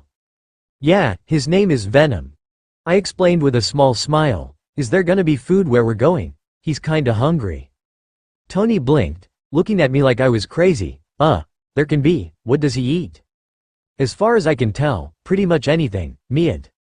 Meat, he prefers meat, at the moment at least. I corrected quickly, earning another confused look from Mr. Stark. Is he, Venom, talking to you right now? He's in my head. Yeah, this part was definitely going to make me sound crazy if he didn't think I was already. We sort of share thoughts. Can I talk to Venom? Now it was my turn to look confused. Maybe, if he wants to I guess. I'd never really though about having Venom communicate with someone else. Feed me first. Stark gave me an expecting look, so, does he? I rubbed my temples. Did he really need to do this now? He wants food first. I'm sorry, he's kind of a jerk. I've really only known him for like a day. Tony nodded slowly, typing something into a phone he had on hand. Right, came from the meteor? How did you guess? I asked, quirking an eyebrow. Process of elimination, little critical thinking. He shrugged and leaned back in his own chair. Rock falls from the sky. Alien shows up where the rock landed. Well, when you put it like that, yeah, I guess it's kinda obvious. I looked down slowly at my hands. I could hear the Quinjet starting to slow down. We were descending. We must have arrived already. So, are you gonna put me a lab or something? Yeah, I was scared. A lot of my bravado from when we were fighting had vanished. Maybe it was because I could feel that Venom was a little scared too? I could tell he was afraid of Tony Stark. Maybe he knew about him from my memories? Besides, I'm sure Iron Man has plenty of weapons that are just as lethal to a symbiote as the Hunter did. Whatever the case, I think Stark picked up on my fears. Relax kid, I'm not gonna dissect you, he assured, flashing a charming smile. Just gonna give you the once-over, little medical exam. maybe talk to your roommate, and we'll figure out what to do from there. It did make me feel a little better. Venom wasn't as convinced though. But I returned Mr. Stark's smile. I'll tell him to be polite. I still had a hard time believing I was actually here, at the Avengers base. Though, it felt so empty now. After what happened a few months ago, there was hardly anyone around. Of course, it was getting a little late, so maybe they all just called it a night. Yeah, maybe that was it. Mr. Stark led me inside and through the main area. I felt like I was in a 5-star hotel. This place had all the furnishings. Right inside, just hop up on the table, he ordered after opening another door to a brightly lit white room. I guess those furnishings included a med bay. All right. I nodded, setting my jacket aside as I walked in. Heading for the table and climbing up onto it. Does my dad know that I'm here? A worry that was sitting in the back of my mind. After storming out of my house to go fight scary alien man, I sort of figured I wasn't gonna see him again. But now that didn't seem like much of a fantasy. I wasn't sure if you wanted anyone to know about this yet, Stark explained as he brought up a few floating holoscreens around me. Some brief flashes of light were going off, information was appearing. One screen had my medical records, one was measuring heart rate, and the third was doing a live X-ray of my body. I could physically see the black mass in my chest cavity. So for now, he thinks you were invited to stay overnight with the police because of your close proximity to the alien. He's probably really worried. I sighed heavily, shaking my head, and I can't even call him, lost my phone. You'll be home by tomorrow, Mr. Stark assured, focusing particularly on the screen showing the X-ray, unless your friend here decides to do anything exceptionally horrible. Yeah.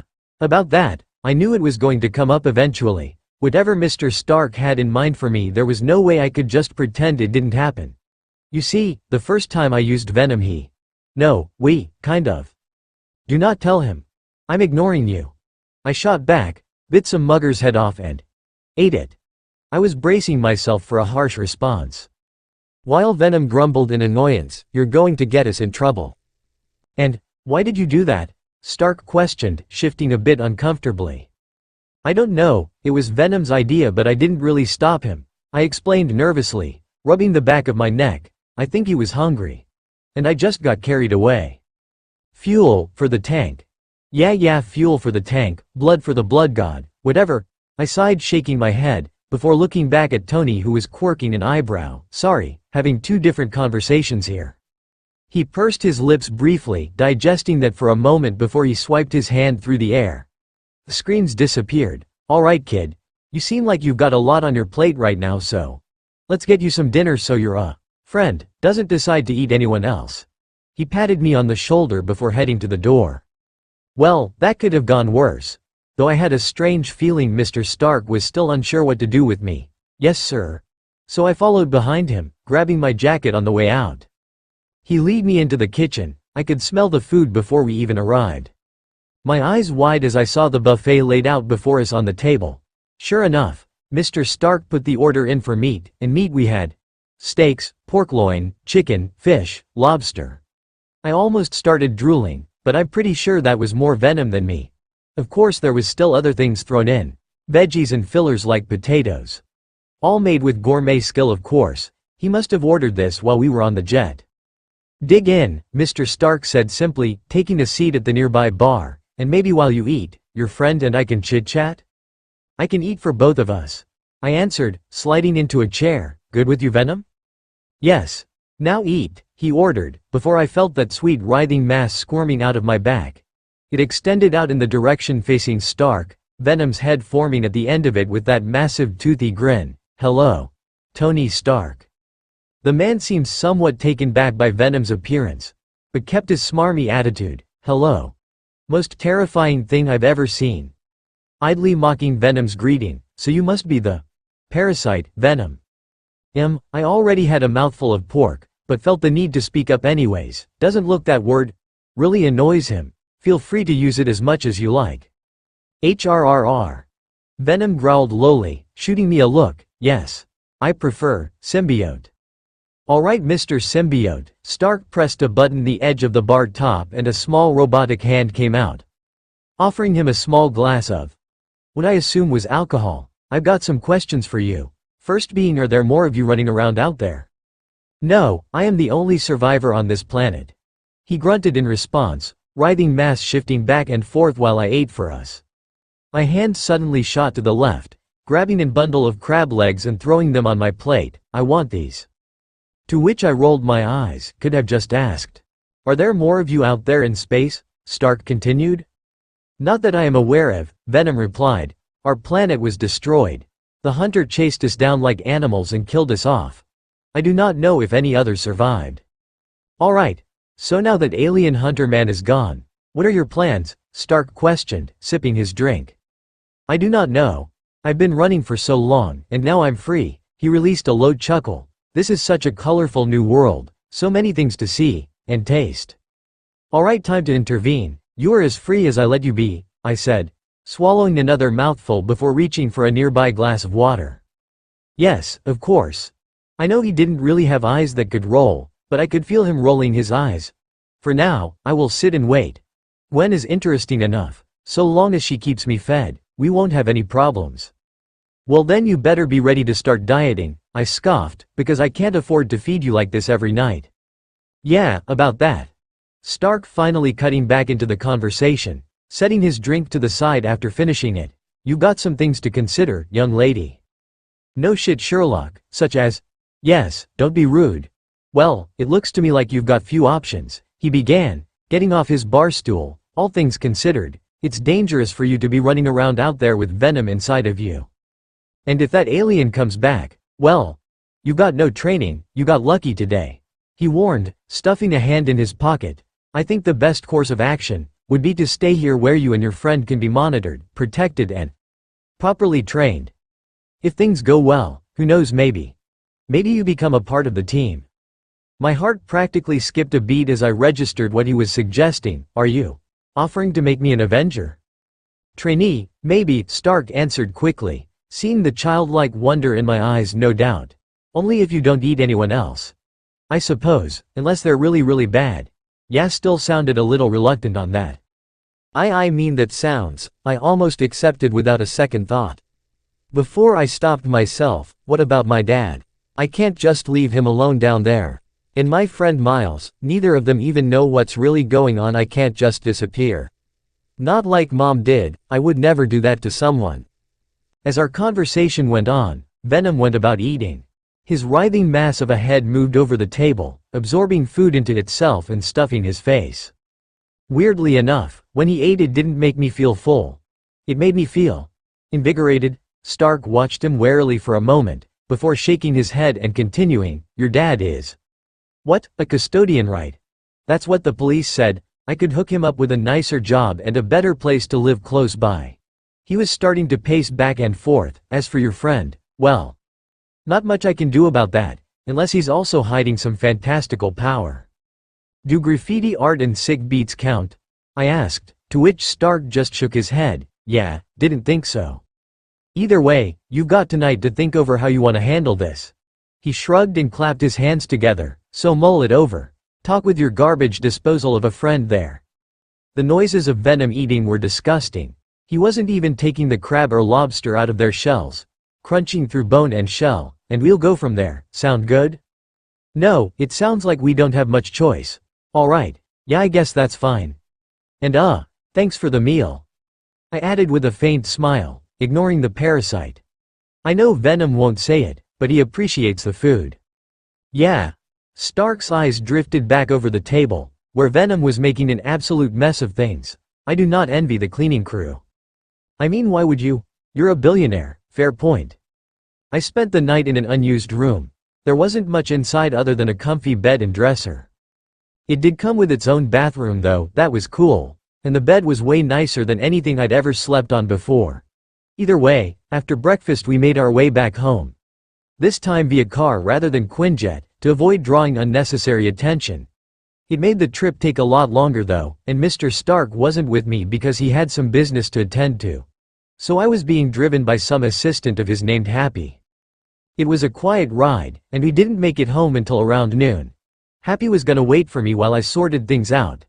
I knew I couldn't stick around here. With Venom's appetite and my lack of experience with him, we were a ticking time bomb until he ate someone else. Mr. Stark was right. I needed training, conditioning, control. And I wasn't gonna get that by hiding what I could do and trying to pretend I'm a normal girl. I figured Dad would be easier to talk to than Miles, so home was my first stop. There were some things I needed to grab anyways, so I made my way up and pushed open the door. "Gwen? Is that you?" I heard him calling from down the hall. "Yeah, I'm home, Dad," I answered, closing the door behind me and locking it. Off work today, he appeared by the hall entrance wearing sweatpants and a t-shirt. Basically his pajamas. "Hey kiddo, I'm glad you're okay," he said with a smile, approaching me. We shared a brief hug. "I was really worried. Why didn't you call?" "Sorry, I lost my phone in all the chaos." It probably wasn't a lie. I definitely lost it somewhere during that mess yesterday. "Listen, there's something we need to talk about." He knew the look on my face, and urged me to sit down at our small kitchen table. "Whatever it is, I'm here for you," he assured, hand on my shoulder. That meteor that came down the other night, I wanted to tell him the truth, but I didn't want him to be scared either. It did something me. Leaving out Venom was the best way to do that. Besides, he'd been really quiet since last night. It gave me powers. "Powers?" he repeated, looking at me confused.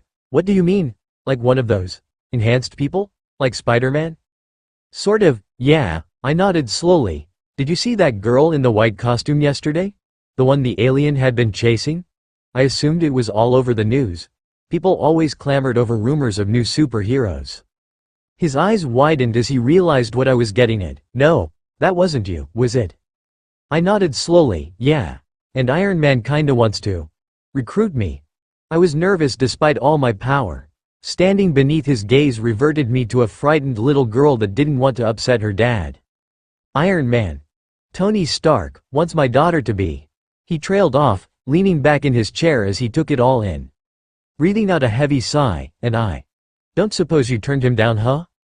"I'm sorry," I closed my eyes, lowering my head as I rambled off my excuses. "These powers are dangerous, and I need to learn how to control them so I don't hurt anyone, and in case that alien guy comes back. And Mr. Stark was really helpful. He said he'd even get you a job upstate so I can come visit, and hey, he pulled me into another hug, patting my back trying to comfort me.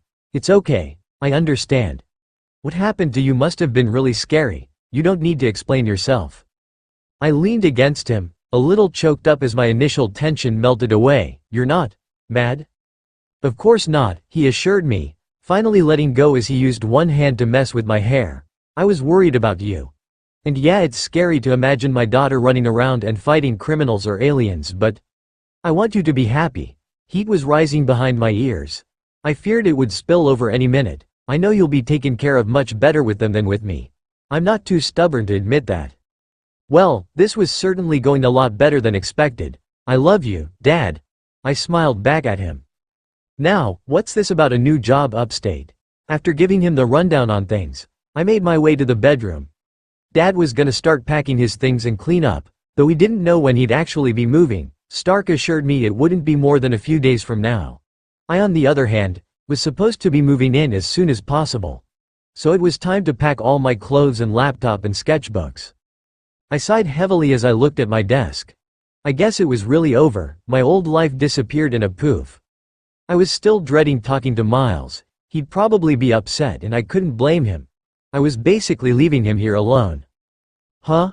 A soft tinging on the window drew my eyes, and I nearly screamed upon seeing Spider-Man stuck to the wall outside. He waved at me casually, before reaching back and holding up my phone. I quickly moved to the window and pulled it open. Hey there, Spider-Man, I see you. Found my phone." "That's right," he nodded, handing it to me. "Strangest thing. I get out of the hospital and decide, hey, you know what, I left that monster all tied up, so I should go check on it. Swing by the rooftop only to find this phone laying around." My heart was beginning to sink as he shrugged. I start freaking out, thinking, oh my god, that monster ate my #1 fan, and then I get a call from Mr. Stark. I slouched my shoulders and sighed. "I'm sorry about that. I wasn't really in complete control at the time," I explained nervously, tucking my phone away into my pocket. "It's cool, if Mr. Stark says you're all good, you're all good," he assured, giving me a thumbs up. Still, crazy to think someone from my school is an Avenger now too. I blinked in surprise. Wait, we go to the same school? Oh yeah, he answered with a nod. Name's Peter Parker, I'm a freshman. My cheeks lit up bright red as I digested that information. The revelation hit me like a truck. All this time I've had a crush on a kid that was younger than me.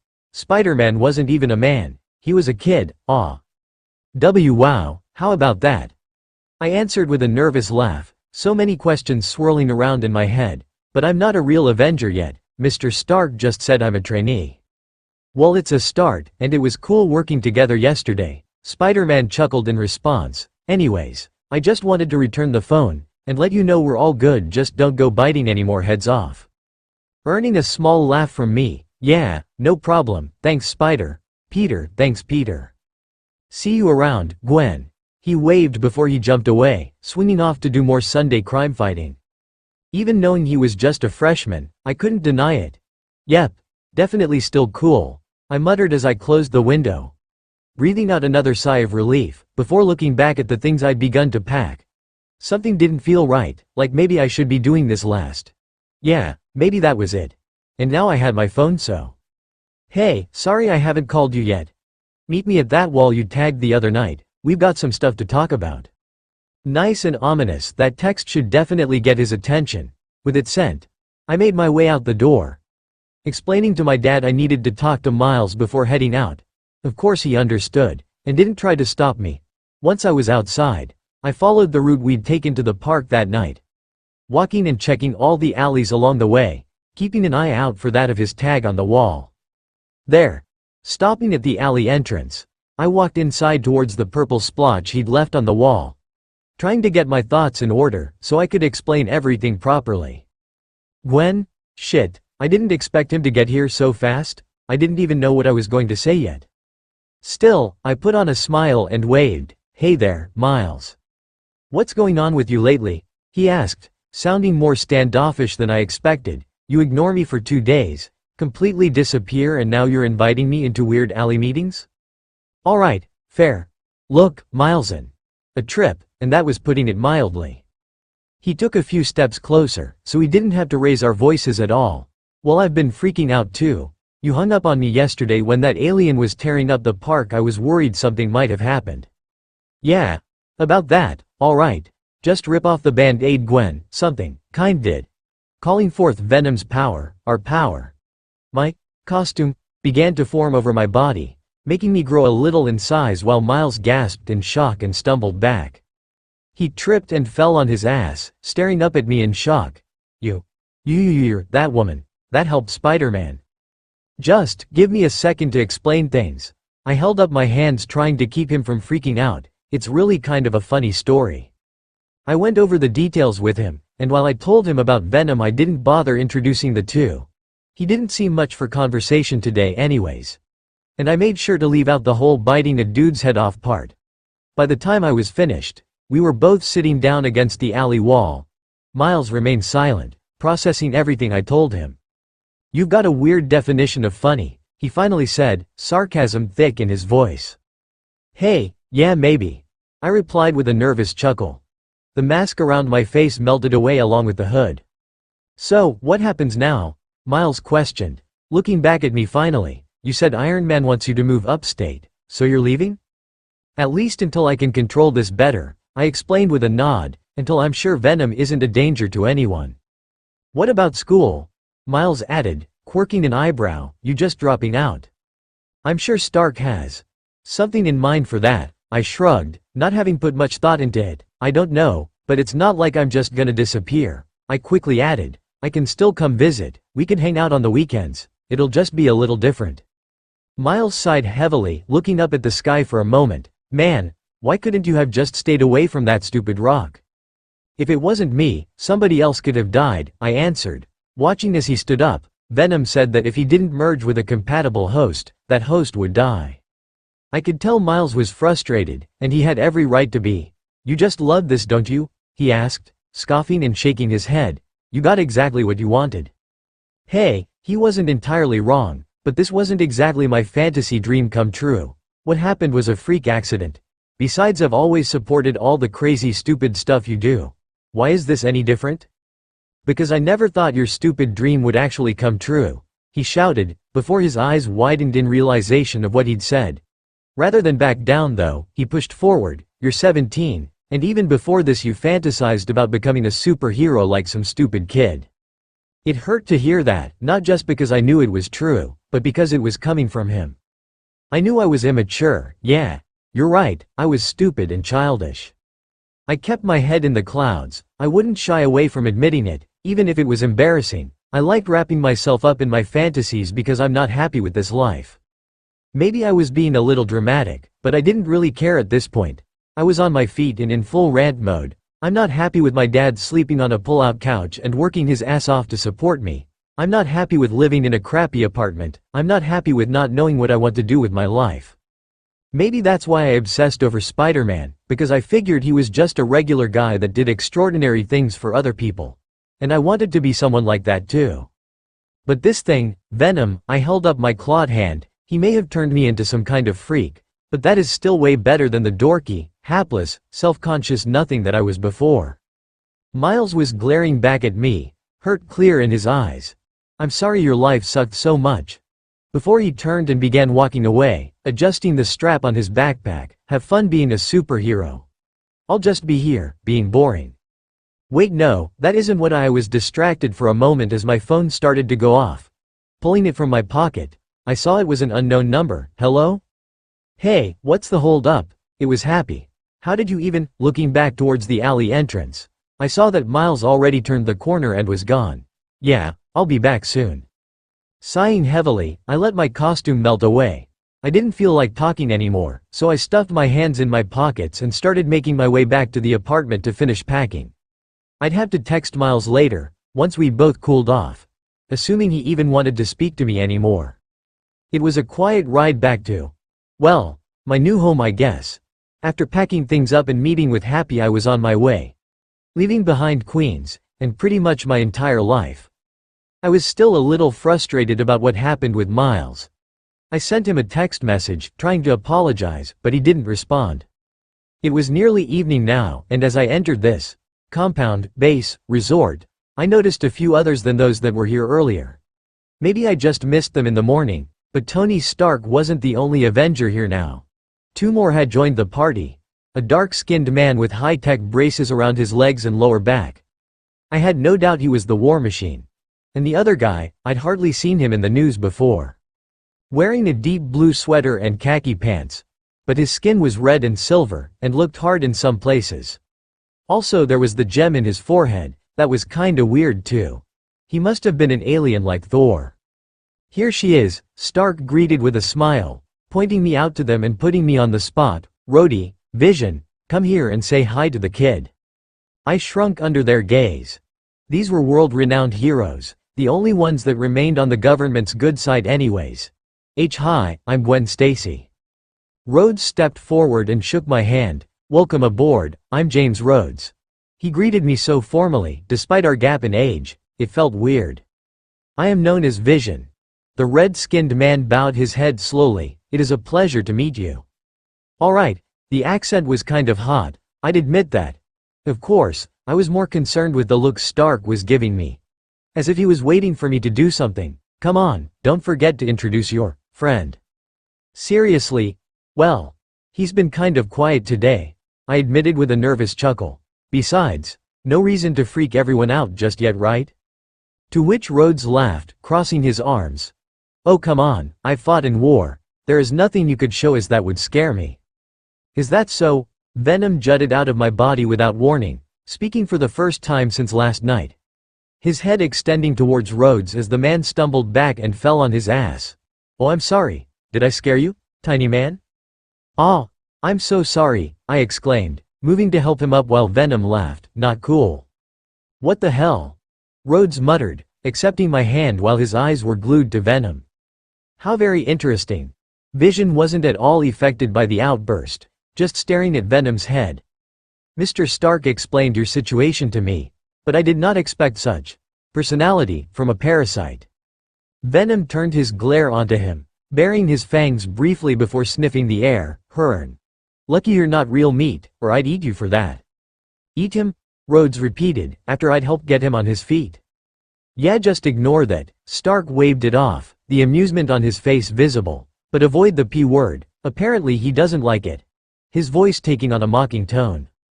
So many interesting new faces. Venom's eyes drifted between the three Avengers. This is going to be fun. Before slinking back into my body.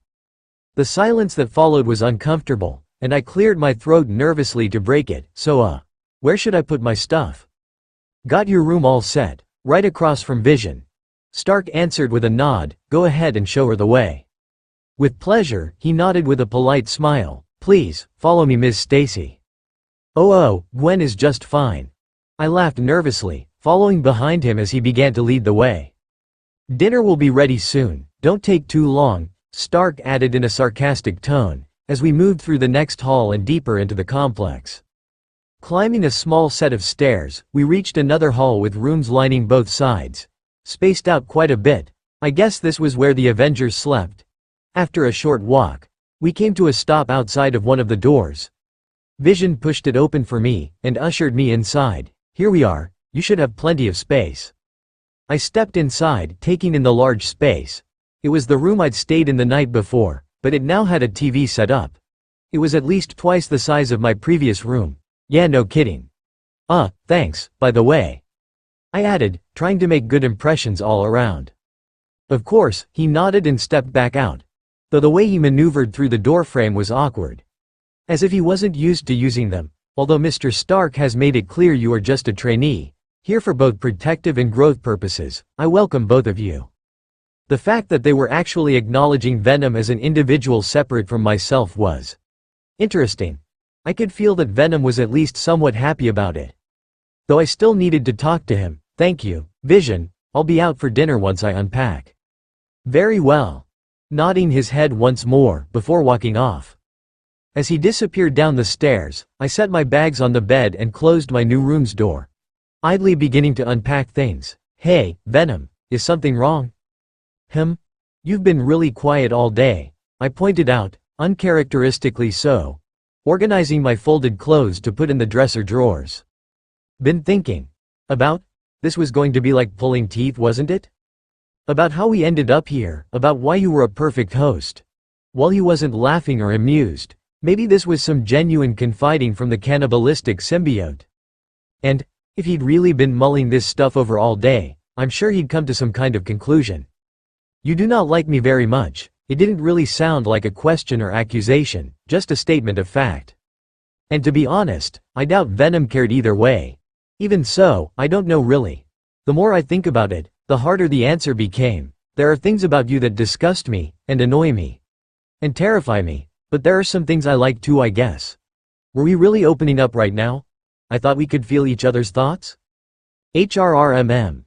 You are hard to read beyond basic desires, he grumbled, as if that annoyed him. Why can't you just be hungry or angry? That is easy to understand. Well, you are pretty alien too, at least we have that in common. I felt a small smile forming on my lips. We both can't understand one another. Another idea popping into my head, you know, you could stick your head out and we could talk face to face. Earning a small chuckle from him. No, I think I prefer this.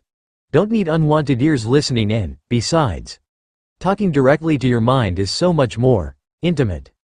Well, that was creepy, and he knew it too, didn't he? That's why he thought it was so funny when I cringed. Have it your way, creeper. I think I know why you are a perfect fit. And now he was talking about me like I'm clothing. Oh really, do tell. I said, rolling my eyes as I moved clothes to the dresser and began storing them inside. I told you that where I came from, I was low rank, unimportant. I was a loser among my people. That actually almost made me laugh, just like you. Okay, rude. What I could do on my own planet was nothing. I was nothing. I was sensing but incoming, but now here, with you. Your fleshbag species looks at us like we're special. Your thoughts and memories tell me that people like us are beloved and feared. And you like that idea, I take it? I definitely understood where he was coming from. And his point was starting to make sense. In some messed up way we were similar. We both wanted to be more than we were before. Yes. I think I'll play along for now, he chuckled in amusement. Try this whole superhero thing on for size. Well, that was something at least. Okay, but you know you can't eat anyone, right? Really? Nobody at all? Venom certainly didn't like the idea of abstaining from cannibalism. No, nobody at all. I barked back quickly, before another thought popped into my head. I mean, okay, if people like that alien guy showed up, you could eat them, sure. Good. Then we are in agreement. I will hold you. TD rolled my eyes. Why did it feel like we just took one step forward and two steps back? Yeah, sure, whatever.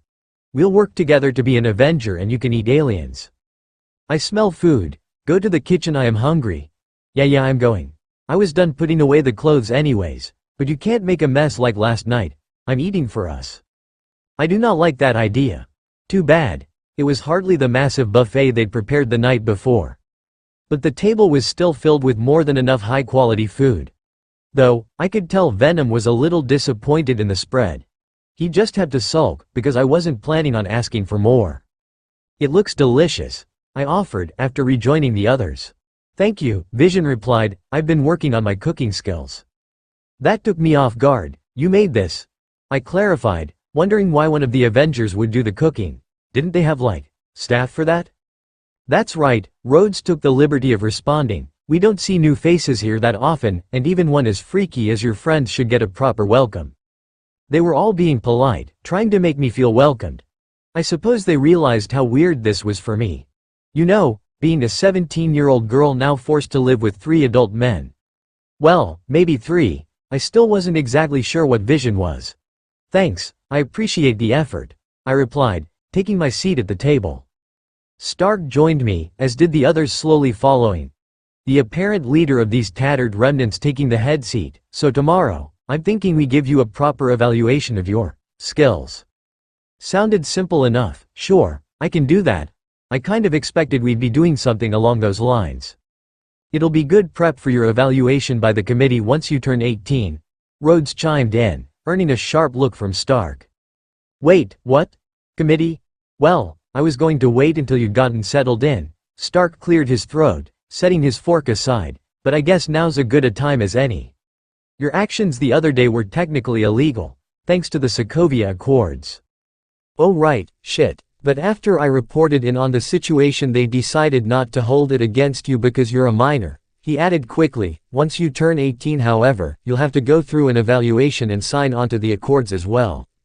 Assuming you want to legally kick some ass whenever they give us the okay. I should have figured the accords would affect me in some way now. How could I have forgotten about the thing that broke the Avengers? That's fair, can't really be a superhero if I'm breaking laws, right? Your laws are stupid and pointless, wasn't asking you. Good to see you understand, Vision chimed in with a nod. Now let us eat, before it gets cold. I slept well that night, waking up on my own time with no alarms despite it being Monday. The idea of not waking up for school on a Monday was one I could get used to.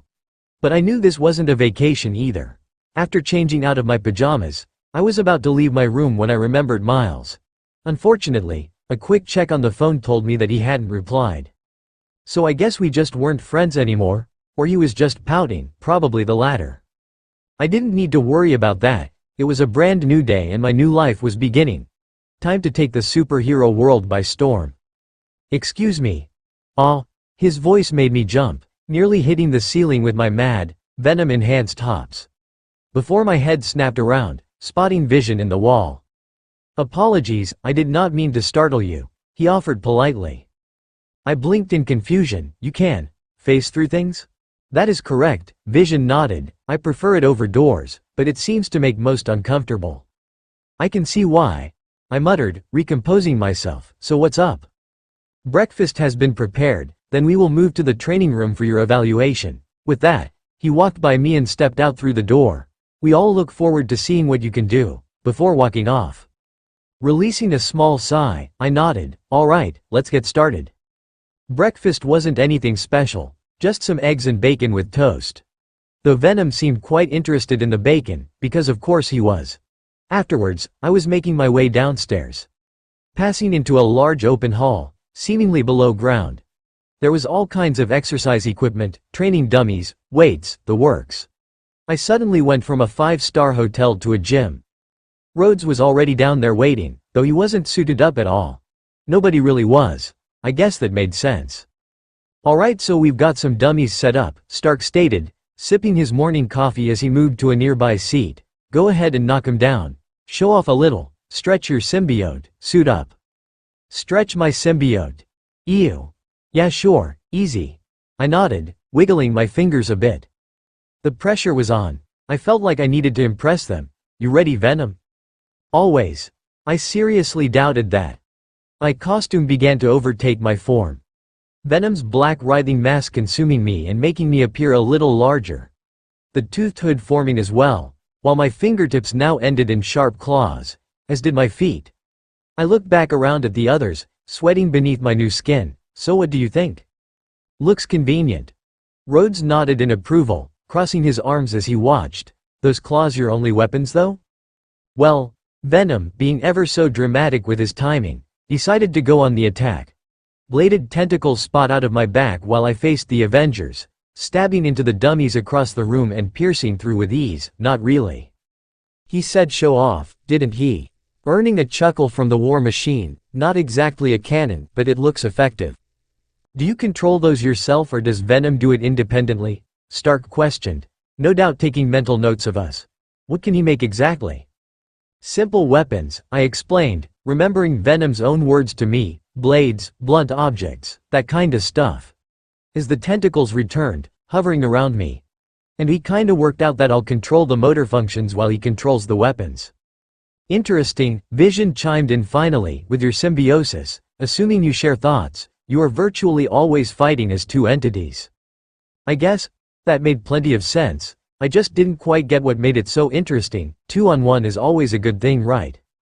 Especially in a fight, he continued, pacing as he spoke. Combat between two individuals usually comes down to making your move and anticipating your opponent's move. Vision explained, with your powers, even if you were controlling both your weapons and main body, your focus would be divided between them, and training to master that could take quite some time. But with a second head in there, Stark muttered, I think I see where you're going with this. While a combatant might anticipate what movement you might make, Vision went on. Even Venom was interested at this point. Your partner, Venom, could choose to do something completely different. So having Venom is basically cheating in a one-on-one fight? I surmised, smirking within the mask. Sounds good to me, Stark nodded. Alright. Let's test out strength. Maybe see what you can make. I've got all morning open. Well, this was getting fun. Nobody here seemed actually afraid of Venom. They were looking at him, and I like actual future Avengers, and that had me excited. So long as Venom didn't screw anything up. I had a feeling this was gonna be the start of some interesting new developments. It has been 2 weeks since my first day here, and since moving into the Avengers compound I had a lot things I needed to work on.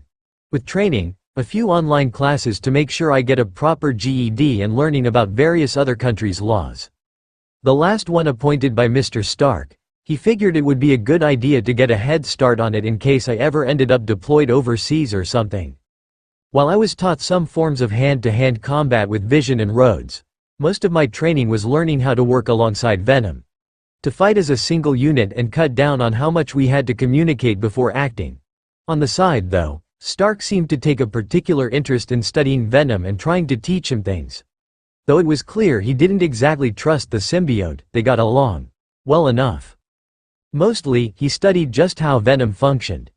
The way he could shift in shape and alter his molecular structure, some scientific mumbo-jumbo that I didn't understand that well. At first I didn't quite understand why Venom was allowing these lengthy discussions and studies. He wasn't exactly the most approachable creature and often acted sarcastic or sadistic towards the others for fun. But when I woke up one morning to find him going through my laptop, it became clear. In the same way the Stark was learning from Venom, Venom was learning from Stark. Of course, I didn't think Venom was ever gonna start putting together robots. But he was certainly learning his way around a computer, which all in all was fine by me. So long as it wasn't my computer. You posted a picture of me sleeping to the blog. The symbiote was laughing openly at my dismay, his stupid head hovering over me as I tried to delete the image. I made art, like you do, he replied sarcastically. This isn't art, I barked back, before noticing that he'd somehow timed the picture, giving him enough time to loom over me in the edges of the shadows around my bed. The picture was just blurred enough that it could look fake, It looks like bad creepypasta. After taking it down, I sighed heavily and closed the computer. We really need to set some boundaries. I shook my head, as he slithered back beneath my skin. I am literally inside of you, he quipped in response. I think we are beyond boundaries by now. Well, too bad. I was already flustered, and wasn't going to take any of his sarcasm. The laptop, the notebooks, and the clothes are my stuff. Then what is my stuff? You don't have stuff, I exclaimed, throwing my hands up. You get to live in my body rent-free. What if I want stuff? Wait, hold on a second, that was actually a good question, and something I hadn't even considered up until this point. You want stuff? I mean, other than food? Perhaps. Your planet has so many interesting things. Venom wanting material possessions was not something I was looking forward to explaining. Lord only knows what horrors his shopping list would contain. That noise, the noise that comes from your headphones. You mean my music? Alright, definitely not where I thought this conversation was going. Music, I want your music. I thought noises were bad for you. I reminded, leaning back in my chair and staring at the ceiling fan. Loud, high-pitched, high-frequency noises, yes. But that sound you listen to, whenever you're scribbling, that comment alone was worth me skipping dinner to spite him. It is soft, relaxing. I want it. I guess I'll ask Mr. Stark for some speakers? And that was how I learned my sadistic, cannibalistic, alien parasite really liked lo-fi hip-hop. I'm sure Miles would be happy to hear that. If he ever actually texted me back, I do not want to sign the accords. Yeah, you mentioned that already. You're not yet convinced, so I will keep repeating it. I was nearing the end of the first month, which meant only 5 more until I'd have to put my name on those documents.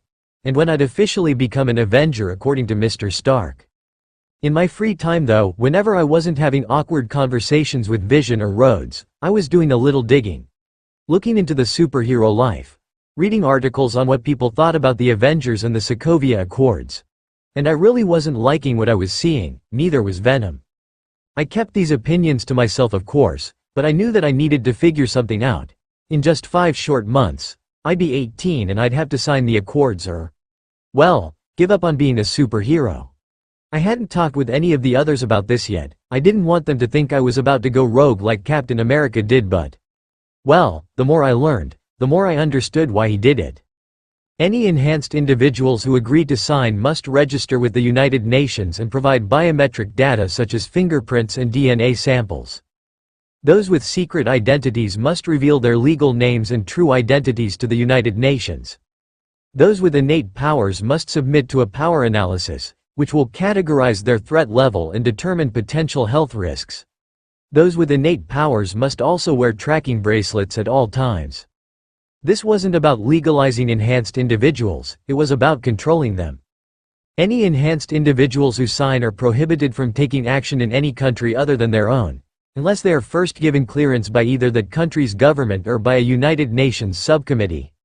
Governments are forbidden from deploying enhanced individuals outside of their own national borders, unless those individuals are given clearance as described above. The same rule also applies to non-government organizations that operate on a global scale. That at least made some sense to me. Nobody wanted a super war. Any enhanced individuals who do not sign will not be allowed to take part in any police, military, or espionage activities, or to otherwise participate in any national or international conflict, even in their own country. As a corollary, they will not be allowed to participate in any active missions undertaken by private or governmental law enforcement, military, intelligence organizations.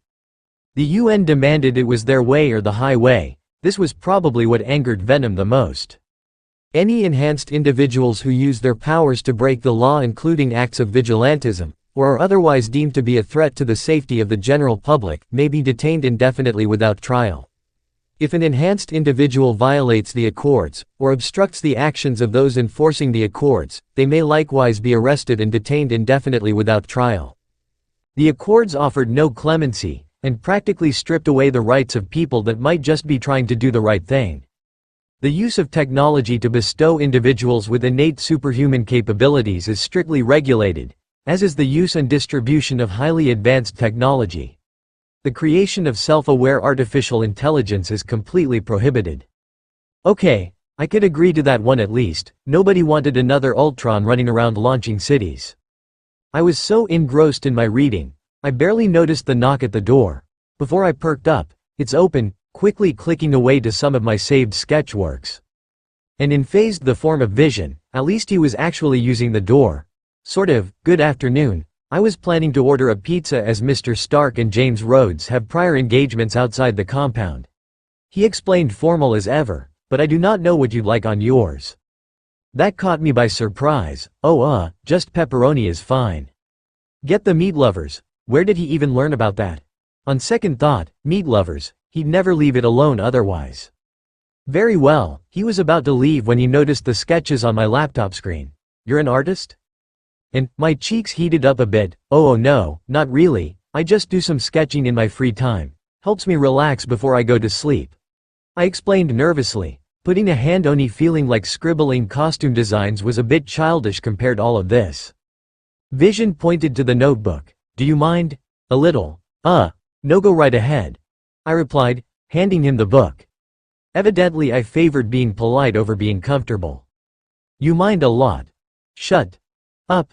He idly flipped through the images, analyzing them with his weird eyes. These are quite good. Have you been designing costumes for long? I mean. Yeah, kind of, I admitted, nervously rubbing my arm. I always sort of wanted to be an Avenger, thought superheroes were really cool.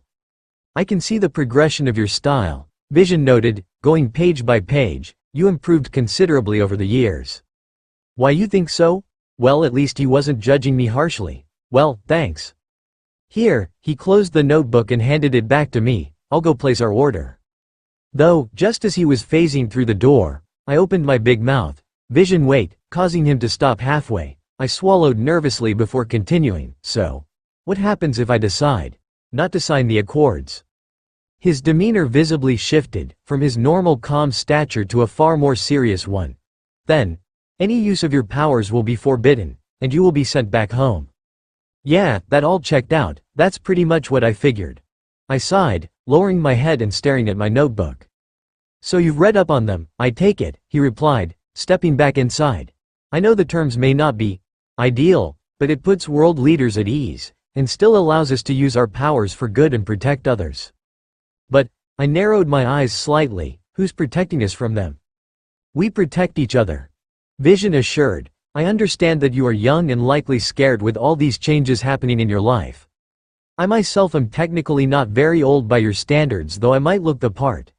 He rested a hand on my shoulder, but understand that the safest thing you can do now is sign when the time comes, and have faith in the rest of us. Right, okay. I nodded, putting on a fake smile, thanks Vision. But really, that just sounded like a polite way of telling me that the adults would handle it. With that out of the way, Vision left, heading off to make that order for pizza, leaving me alone with my thoughts. But of course, I was never really alone in my own head. So, when do we leave? We don't. Not yet, I replied quickly, clicking back to the tab with the accords details. Just give me some time to think about this. If you do not make a decision, it will be made for you. I know that, damn it. My fist slammed the desktop, maybe louder than I would have liked. Looking at where my hand struck, there was a sizable dent in the metal. My hand didn't hurt either, it was easy to forget that I was enhanced even without the suit. I unclenched my fist, releasing a small sigh. What do you think we should do?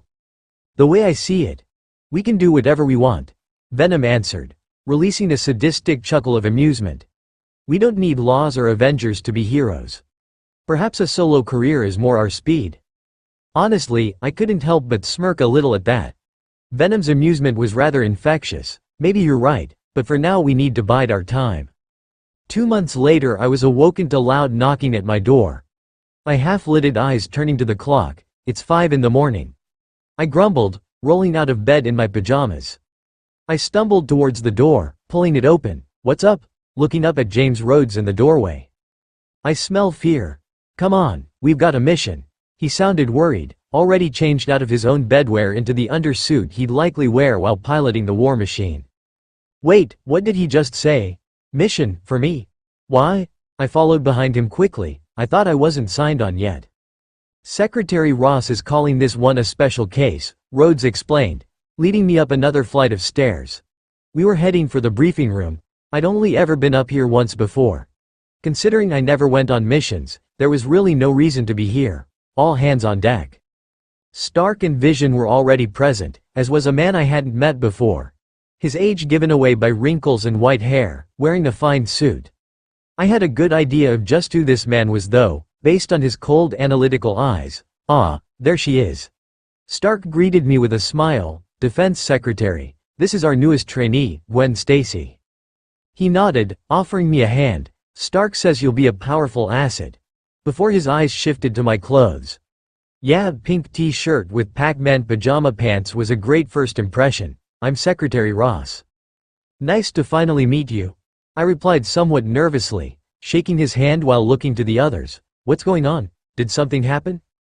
"We have an escaped criminal," Ross stated, releasing my hand and turning back to the table.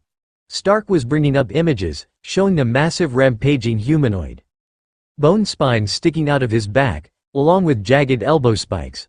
But aside from that, he was nothing but leathery brown skin and raw muscles. Emil Blonsky, codename the Abomination.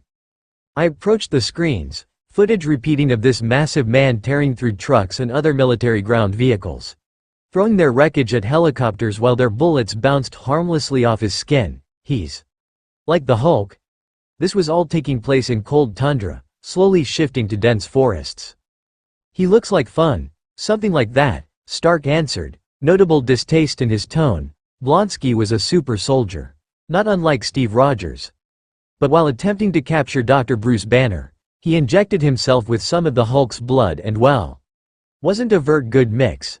He explained, shaking his head, "The guy is a nutjob, megalomaniac, violent, and all those lovely qualities were just enhanced when he became this thing." "How did this even happen?"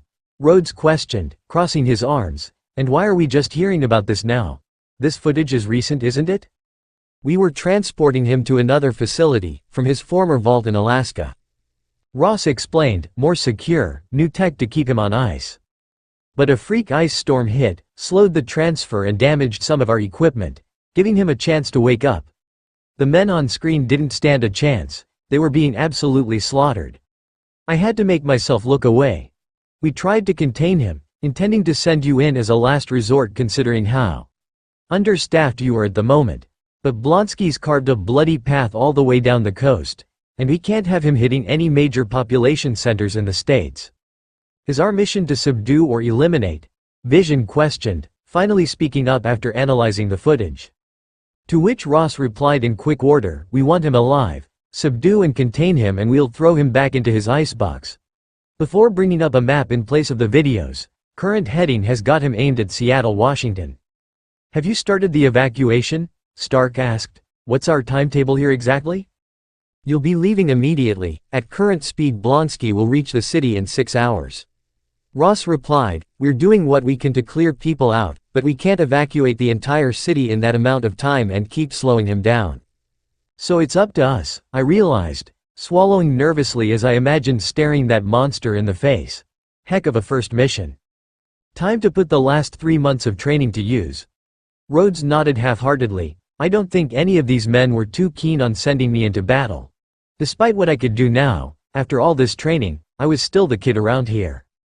Even with the Quinjet we'll need a few hours to get there. Stark looked to the rest of us. "Suit up and meet in the hangar, we gotta go now." I nodded slowly. "I'll meet you there after I grab something out of the fridge." To which Ross quirked an eyebrow. "You're going to waste time eating?" My suit was already forming as I walked away. My suit never comes off, and Venom isn't fighting on an empty stomach. I was so nervous, making my way to the kitchen quickly. I pulled open the fridge, deciding to let Venom pick whatever he wanted. We would need to be in tip-top shape for this mess. My hands moved on their own, grabbing various leftover foods to scarf down. Everyone is so terrified. This is going to be fun. "Can you not, right now?" I asked as Venom consumed another hefty mouthful. "So nervous, so afraid. This is what you wanted, isn't it? Where did that fire you showed off against the hunter go?" He questioned me with no small amount of enthusiasm. I hated how much he enjoyed seeing me on edge. "That was months ago, and this is different," I argued, narrowing my eyes. Deciding we'd eaten enough, I closed the fridge and started heading for the hangar, Nobody but us was in danger from the alien. If we didn't win and he killed us, then he'd just leave. I explained, reaching the elevator and selecting to go up. If we lose now, then this Blonsky guy is gonna go apeshit all over Seattle. Then we will not lose. Easier said than done, I think. But hey, maybe I was wrong and this would all go over fine. Iron Man beat the crap out of the Hulk before, right? And the Hulk beat up this guy, so technically we were in the clear, right? Please be right. I've got Veronica on standby with some extra tools just in case. Stark was already going over things as we neared the site. Blonsky was somewhere below, making his way down the coast. Looking out the window, I could see the smoke from here, no doubt left behind by military blockades. I'm gonna deploy our Mk-44 immediately, not taking any chances on this one. I doubt he can break my vibranium body, Vision added, standing nearby. He hadn't moved since our flight began. Was he thinking or just that calm? And my phasing gives me an advantage, however. His eyes drifted to Rhodes. You may wish to keep your distance. Vision's right, Stark nodded. With his strength he could tear you apart, suit or no suit. I'll stick to long-range attacks, Rhodes agreed. And what about me? I asked finally, glad the mask could hide my nervous expression. You're light and fast, use that, Stark ordered, while Vision and I take him head on. Look for openings to keep him off balance. As good a strategy as any, right? I'll do my best.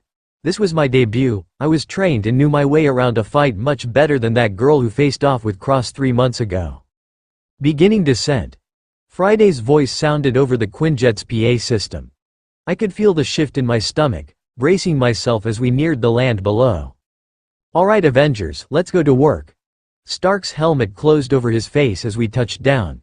The hatch opened, ramp lowering. While Stark and Rhodes flew out through the opening, Vision phased through the hull to make his way out. I ran out behind them, grounded as I was. My eyes widened as I looked around the smoking battlefield. I could hear gunfire, explosions, screaming. We were right in the middle of another military blockade. Choppers roared overhead. Vehicles were in full retreat. Men who were dead or dying were scattered across the wreckage and ruined countryside. We were in a small stretch of open or left in mountains to our right. A tree line wrapping around much of the area, though some were uprooted or on fire. So much blood. I hated how much Venom was enjoying this. We were only a few miles from Seattle at this point, if we couldn't stop him now. Look alive, kid. Stark's voice echoed into my communicator. My eyes shot up to him, as mechanical pieces flew down from the sky above and began attaching to his body, bulking him up, adding layer upon layer of armor and weapons to his already high-tech systems. I felt a twinge of childlike excitement inside of me, as the Hulkbuster deployed to the field, landing with a thud on the grassy earth. All right, sorry, I replied, and continued running on ahead, passing by bodies and ruined vehicles, fires and pillars of smoke. War Machine flew by overhead. Vision right beside him. You guys see him? Affirmative, Rhodes replied. I watched him make a hard turn to evade a chunk of molten scrap being thrown his way. Got eyes on the target, he knows we're here. Well, the element of surprise is overrated anyways. Iron Man quipped, flying ahead of me as well with his own powerful thrusters. Making our way over the next hill, I finally saw him with my own eyes. The monster staring back at Stark as he landed at the base of the hill. I followed along behind him but kept a reasonable distance, remembering my job. The abomination though, his presence was harrowing. He caused all this destruction, a 10-foot-tall Hulk-sized monstrosity covered in nothing but bone protrusions and hardened muscle. Is this it? He barked at us suddenly, clenching his fists.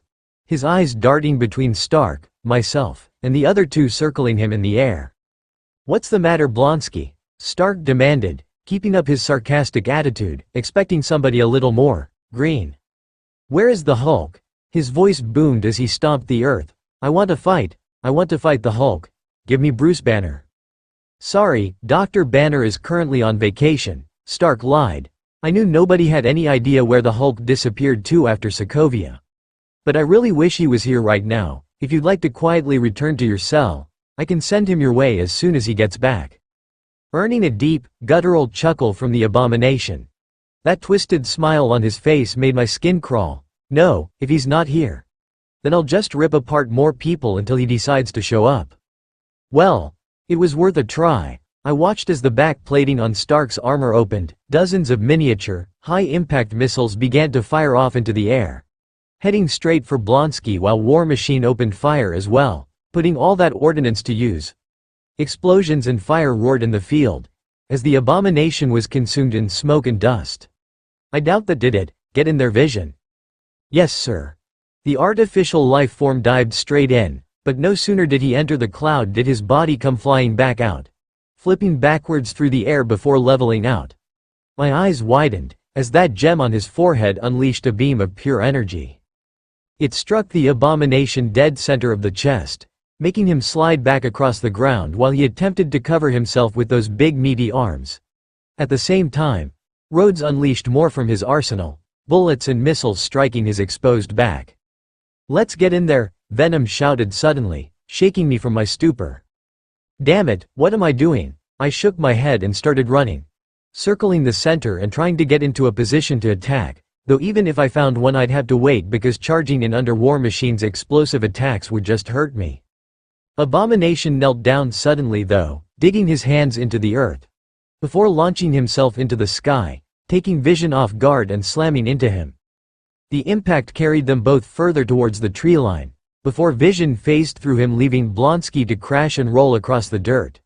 He was back up almost immediately, eyes darting around for a new target before landing on Stark. Like a bull running wild, that big red armor looked like a great target to him. He was so fast, Blonsky charged Stark like a bat out of hell, lunging at him as Stark cocked back one of his mechanical fists. Both swung at the same time, and on impact a concussive shockwave was released from their knuckles. "Give me a real fight," the abomination demanded, before uppercutting the Hulkbuster suit with his free hand. Stark was sent flying upwards, using his repulsors to level out before charging right back into the fray. His mechanical fist slammed into Blonsky's face, causing him to recoil briefly and giving Stark an opening. He planted his massive hands on his chest, firing up the high-powered hand cannons and blasting him at point blank. The blow sent the abomination hurtling across the dirt. As he stood back up, growling and licking his lips, "I'm going to tear that suit apart," he roared, charging Stark once again. And that was where I saw my opening, as Iron Man braced for impact. I was running towards him, staying low to the ground and hopefully avoiding detection. My left arm was morphing, shifting into a razor-sharp blade. "Let's hamstring this bastard." Just as Iron Man and the abomination locked grips, trying to overpower one another with brute force, I made my impact. Dragging the blade across the back of his left leg, I could feel the muscles just barely giving way. His hide was tough, I didn't get very deep, but it was enough to throw him off balance, and Iron Man took advantage of it. Forcing him back as I jumped out of the way, he delivered a thunderous punch to the side of his face. I could see blood fly from his mouth, proving that he wasn't invincible. But he retaliated in brutal fashion, grabbing a hold of one arm with both of his own. His massive foot raised and kicked Stark in the chest hard, ripping the arm clean out of its socket before throwing it aside.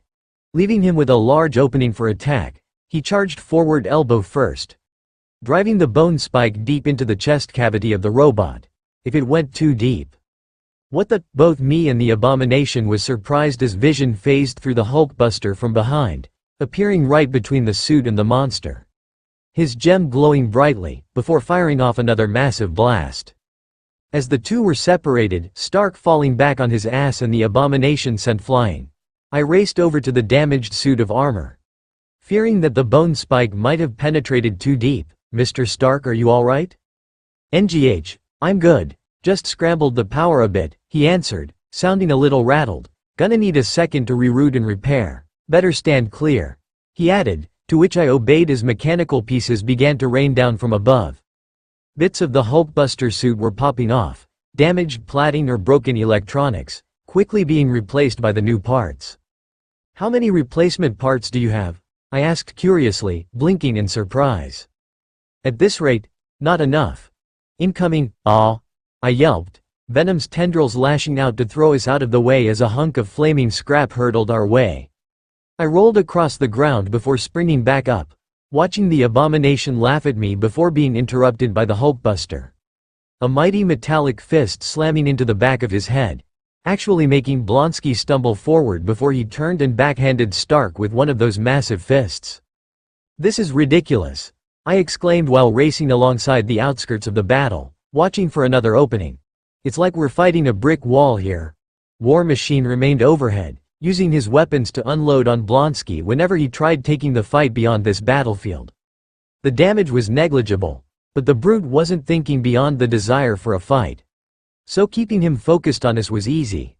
But while this monster seemed to have infinite stamina, we did not. To be fair, Stark quipped back, recovering from his spot on the ground as two new pieces of equipment came down from Veronica. Attaching what looked like massive cannons to his back. A brick wall doesn't hit this hard. His armor was dented and damaged, his replacement parts running low. "Stand clear, everyone." I could hear a high-pitched ringing in my ears as the cannons fired up, each unleashing a continuous wave of supersonic sound waves that rippled across the field and hit Blonsky full force. The massive mutated man was cringing in pain, trying to dig in his heels and fight back against the attack. War Machine joined in with his own smaller cannons, firing on him from above and adding to the noise box the abomination was trapped in now. Watching the sound waves hitting him, I remembered the pain I felt through Venom when the hunter used similar tech on us. It made me shiver a bit, imagining what weapons of this magnitude would do to him. But Blonsky seemed to be taking it much better, struggling for a moment before managing to gather his bearings. He lunged for Stark once again, barreling into him and interrupting the attack. The two tumbled across the dirt before the abomination managed to get a hold of those sonic cannons on Stark's back, laughing as he ripped them off, before throwing them at the incoming War Machine. The hunks of busted metal slammed into his armored suit, knocking him right out of the sky as I watched. And then came Vision as he flew between Blonsky's arms while phased out, before uppercutting his strong jaw, managing nothing more than an amused chuckle from the brute. "Is that all you've got?" he asked, before trying to backhand the artificial man. This time, however, Vision wasn't fast enough with his phasing and the blow sent him flying. "Come on," Venom hissed in my mind, urging me to take a chance. I raced into the fray, blades forming along both arms while Venom was standing by to unleash the spiked tendrils. "We've got to start doing some real damage here." The abomination noticed my approach, however, his beady eyes turning on me in an instant, making me hesitate for a split second, giving him all the time he needed to cross the distance between us with a mighty lunge. "Your turn then, little girl." He laughed, his massive arms slammed into my torso. I could feel bones crunching, pain shooting throughout my chest as ribs gave way, sternum collapsed, and spine shattered. I was sent tumbling across the ground like a rag doll, limp and bleeding in the dirt as I stared wide-eyed at the sky. His hulking form stood over me a second later, watching with interest as my body was slowly put back together by Venom. The twisted look in his eyes made my stomach churn. "What's that? Self-healing?" he asked, chuckling deeply before slamming his foot down onto my chest, forcing blood from my mouth in liters. "Good, I can break you over and over, gah." He yelped in pain, as Venom stabbed upward with his deadly spines, piercing deep into the bottom of his foot, making him stumble back. "You little bitch," Blonsky roared furiously, stomping forward to grab my limp body. "Back off," Stark broadsided him, his damaged Hulkbuster armor barely keeping the beast at bay. Grabbing a hold of the abomination, Stark went airborne, flying straight up with the monstrosity thrashing about. They flew higher and higher, before Stark released him and began firing his augmented repulsion beams. They hit mark and had Blonsky hitting the ground much harder. While Stark continued the barrage, Vision flew over and unleashed his beam from the gem on his forehead as well. I couldn't see what was happening to the abomination from here. My body was still putting itself back together, bones crackling and popping back into place. Feeling slowly returned, everything was throbbing in pain. Before finally, I gasped for breath, sitting up and panting heavily. "Shit!" I cursed loudly at my own hesitation. Why couldn't I face down this big brute head-on? Without fire or sound attacks I'm basically indestructible, right? Torn muscles, broken bones, destroyed organs, dismembered limbs, Venom chimed in suddenly, responding to my thoughts. "We can survive much. But we are not infinite, so long as we have fuel in the tank, however." I could sense his hunger. The smell of death and blood was thick in the air. Venom wanted the bodies of fallen soldiers. Not gonna happen. We'll manage as we are. I replied sharply, getting back to my feet just in time to see Stark and Vision slowing their assault. Taking a moment to make sure they weren't charring a corpse at this point. So I ran over to see how things were going. "Kid, you alright?" Stark questioned upon seeing my approach. He sounded pretty relieved. Guess even he didn't expect this level of healing. "Yeah," I assured with a nod. "I'm okay. Did you guys finally bring him down?" Looking towards the smoldering crater. "I'm not detecting any movement in the crater," War Machine answered, finally landing. "I think he's out." Iron Man nodded. "Good, let's call in the cavalry to get him locked down for transport and—" "Boss." Friday's voice sounded in all of our communicators. "I'm detecting seismic activity. Get off the ground now." Two massive hands erupted beneath Mr. Stark, grabbing the Hulkbuster armor by its legs and dragging him halfway into the earth. Before the massive form of the abomination burst free as well, slamming both of his massive hands down atop the chassis. Lights flickering and sparking. Everything was happening so fast I didn't react, I just watched while trying to back away. Turning swiftly, Blonsky slammed War Machine as well, laughing all the while, sending the busted armor tumbling across the ground, where it came to a stop and went still. And then it was my turn. He brought his massive hands together around me, clapping me between them and crushing my body once more before booting me clear across the fields. I smashed into the side of a broken down tank, head limp with a broken neck I think. Enough. I saw the flash from Vision firing his gem, before the abomination grabbed a hold of him, slamming the synthetic man into the earth, before delivering a few devastating, earth-shaking punches to his head and face. Afterwards, everything was quiet aside from the crackling of the fires the fighting had caused. That, and the heavy footsteps of the abomination. "Pathetic, I want a real fight," he growled in annoyance, lumbering off and away. He'd lost interest in us. And I understood why. In just seconds he took the Avengers apart.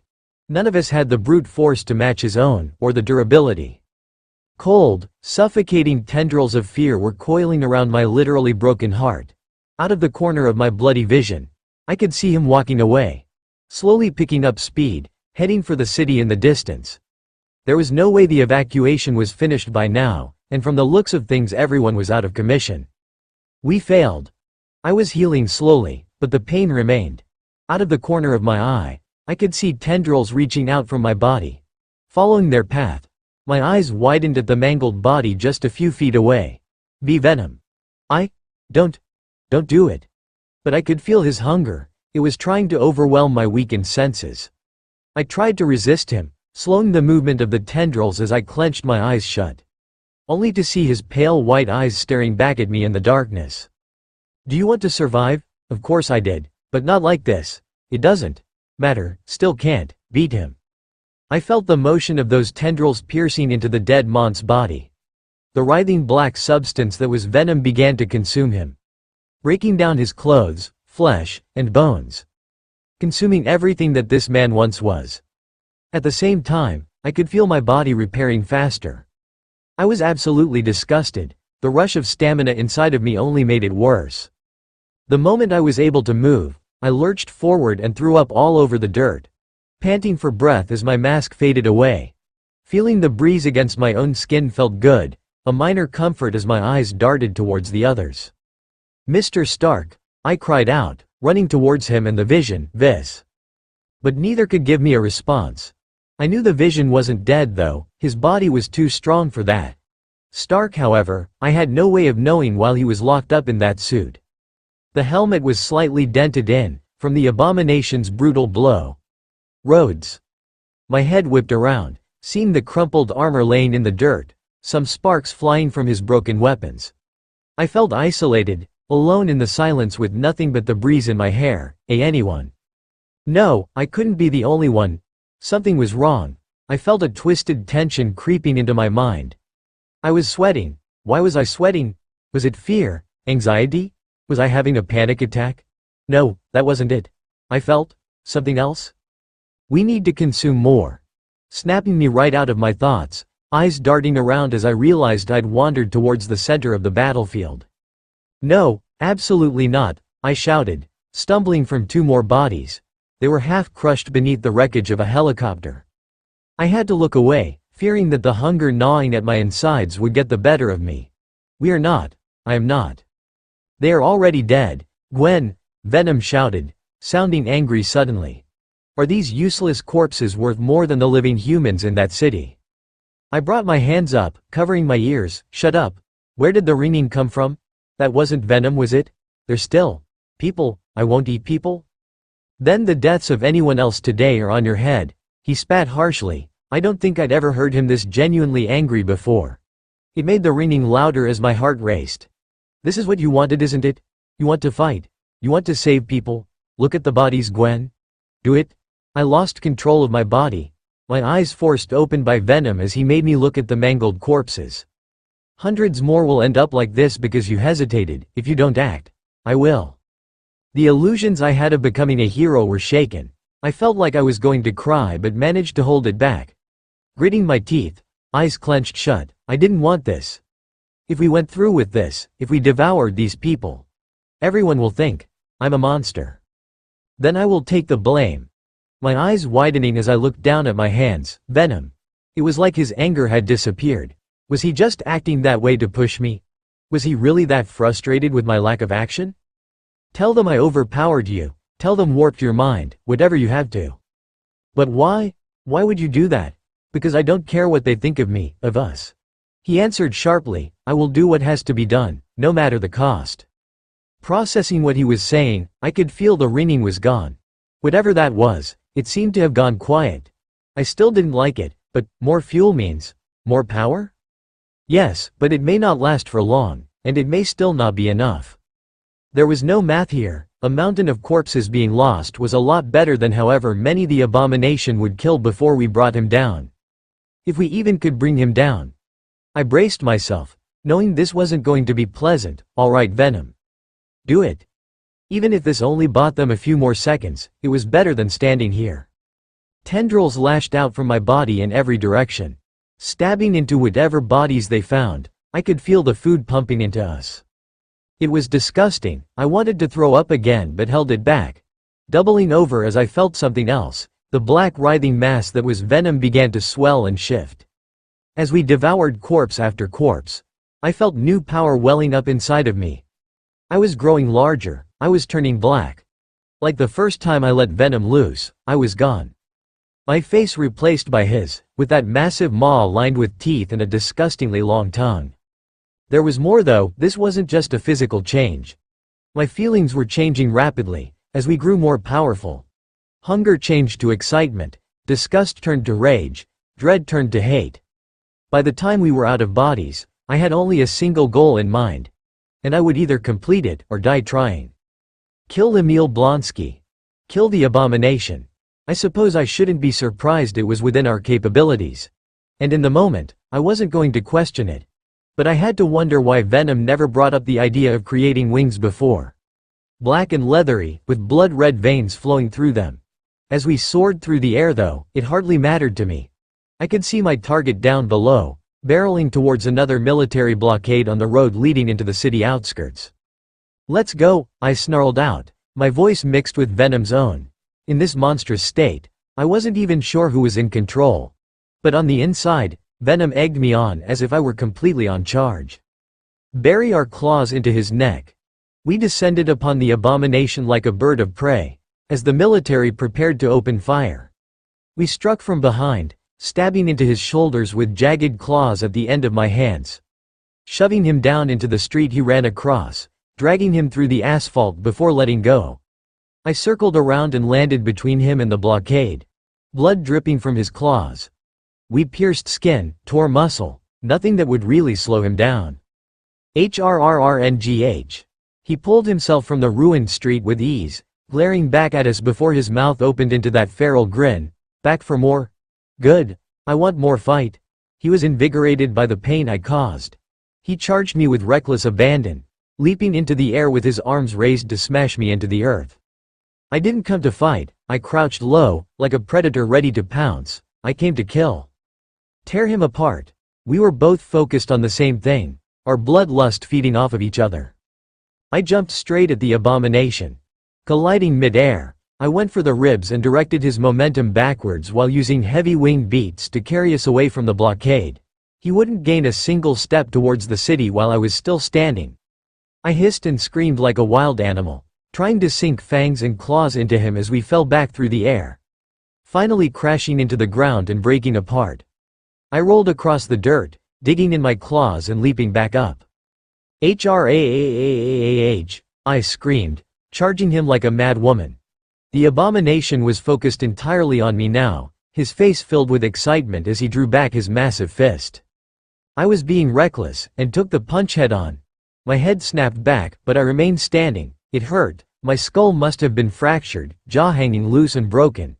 But it was already healing rapidly, as the abomination delivered another and another, breaking ribs and sternum as I slid back on my heels. Still, my wounds were healing as fast as he was creating them. He hit you, Venom snarled, stoking the fires. What are you going to do about it? Our disgustingly long tongue was hanging out. As my jaw popped back into place, hit him harder, as my fist swung upward, aiming for his jaw, my entire right arm began to swell. The must go much of this excess power into them.